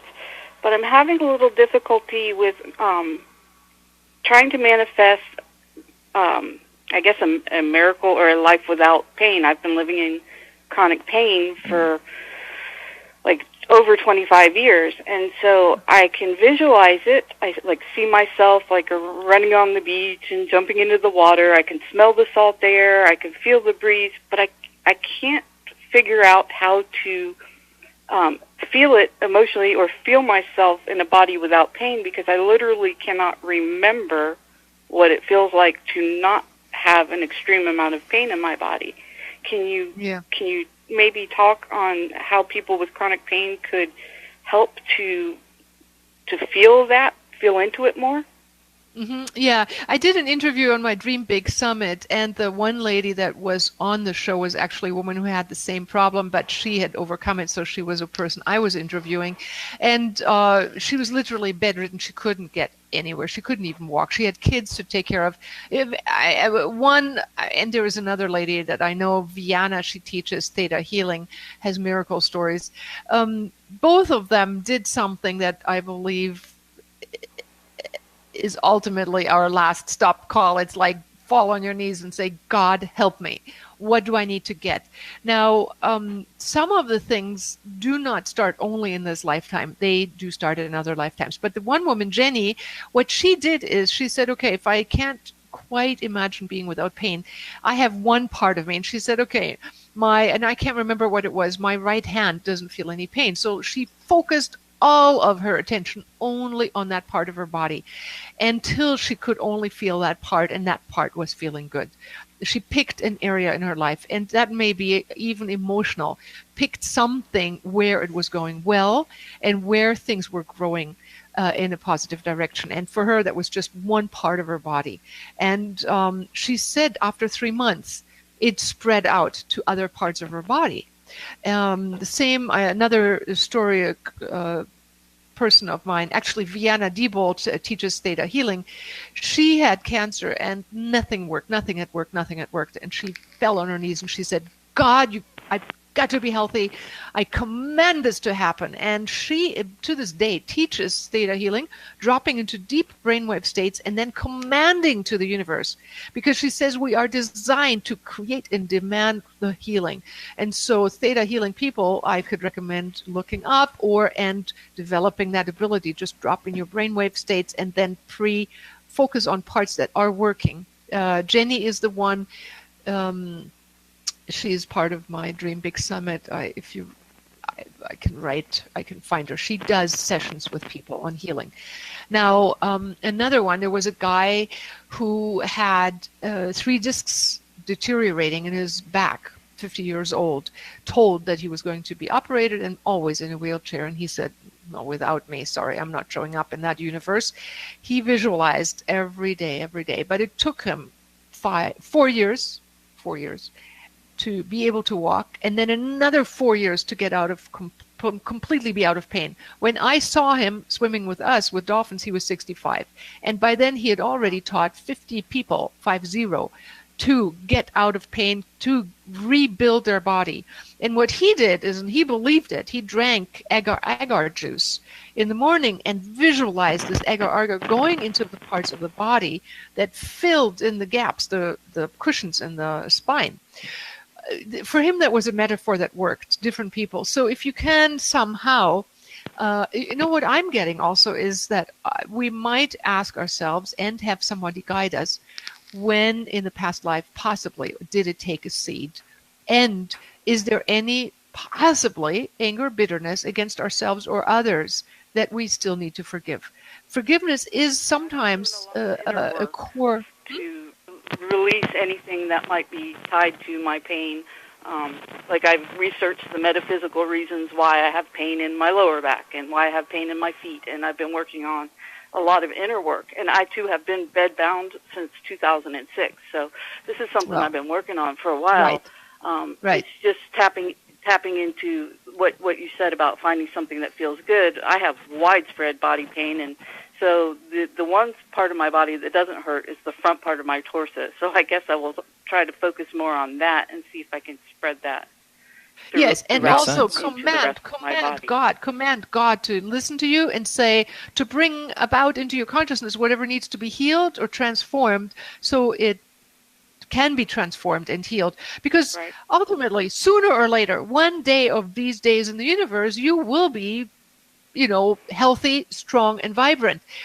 And so you might as well get to that point, right? Whatever you need to learn is just the learning. So I like Tad James's work, who goes back in time. He goes up in the now and then looks through the timeline backwards where there are the dark spots and the originating spots.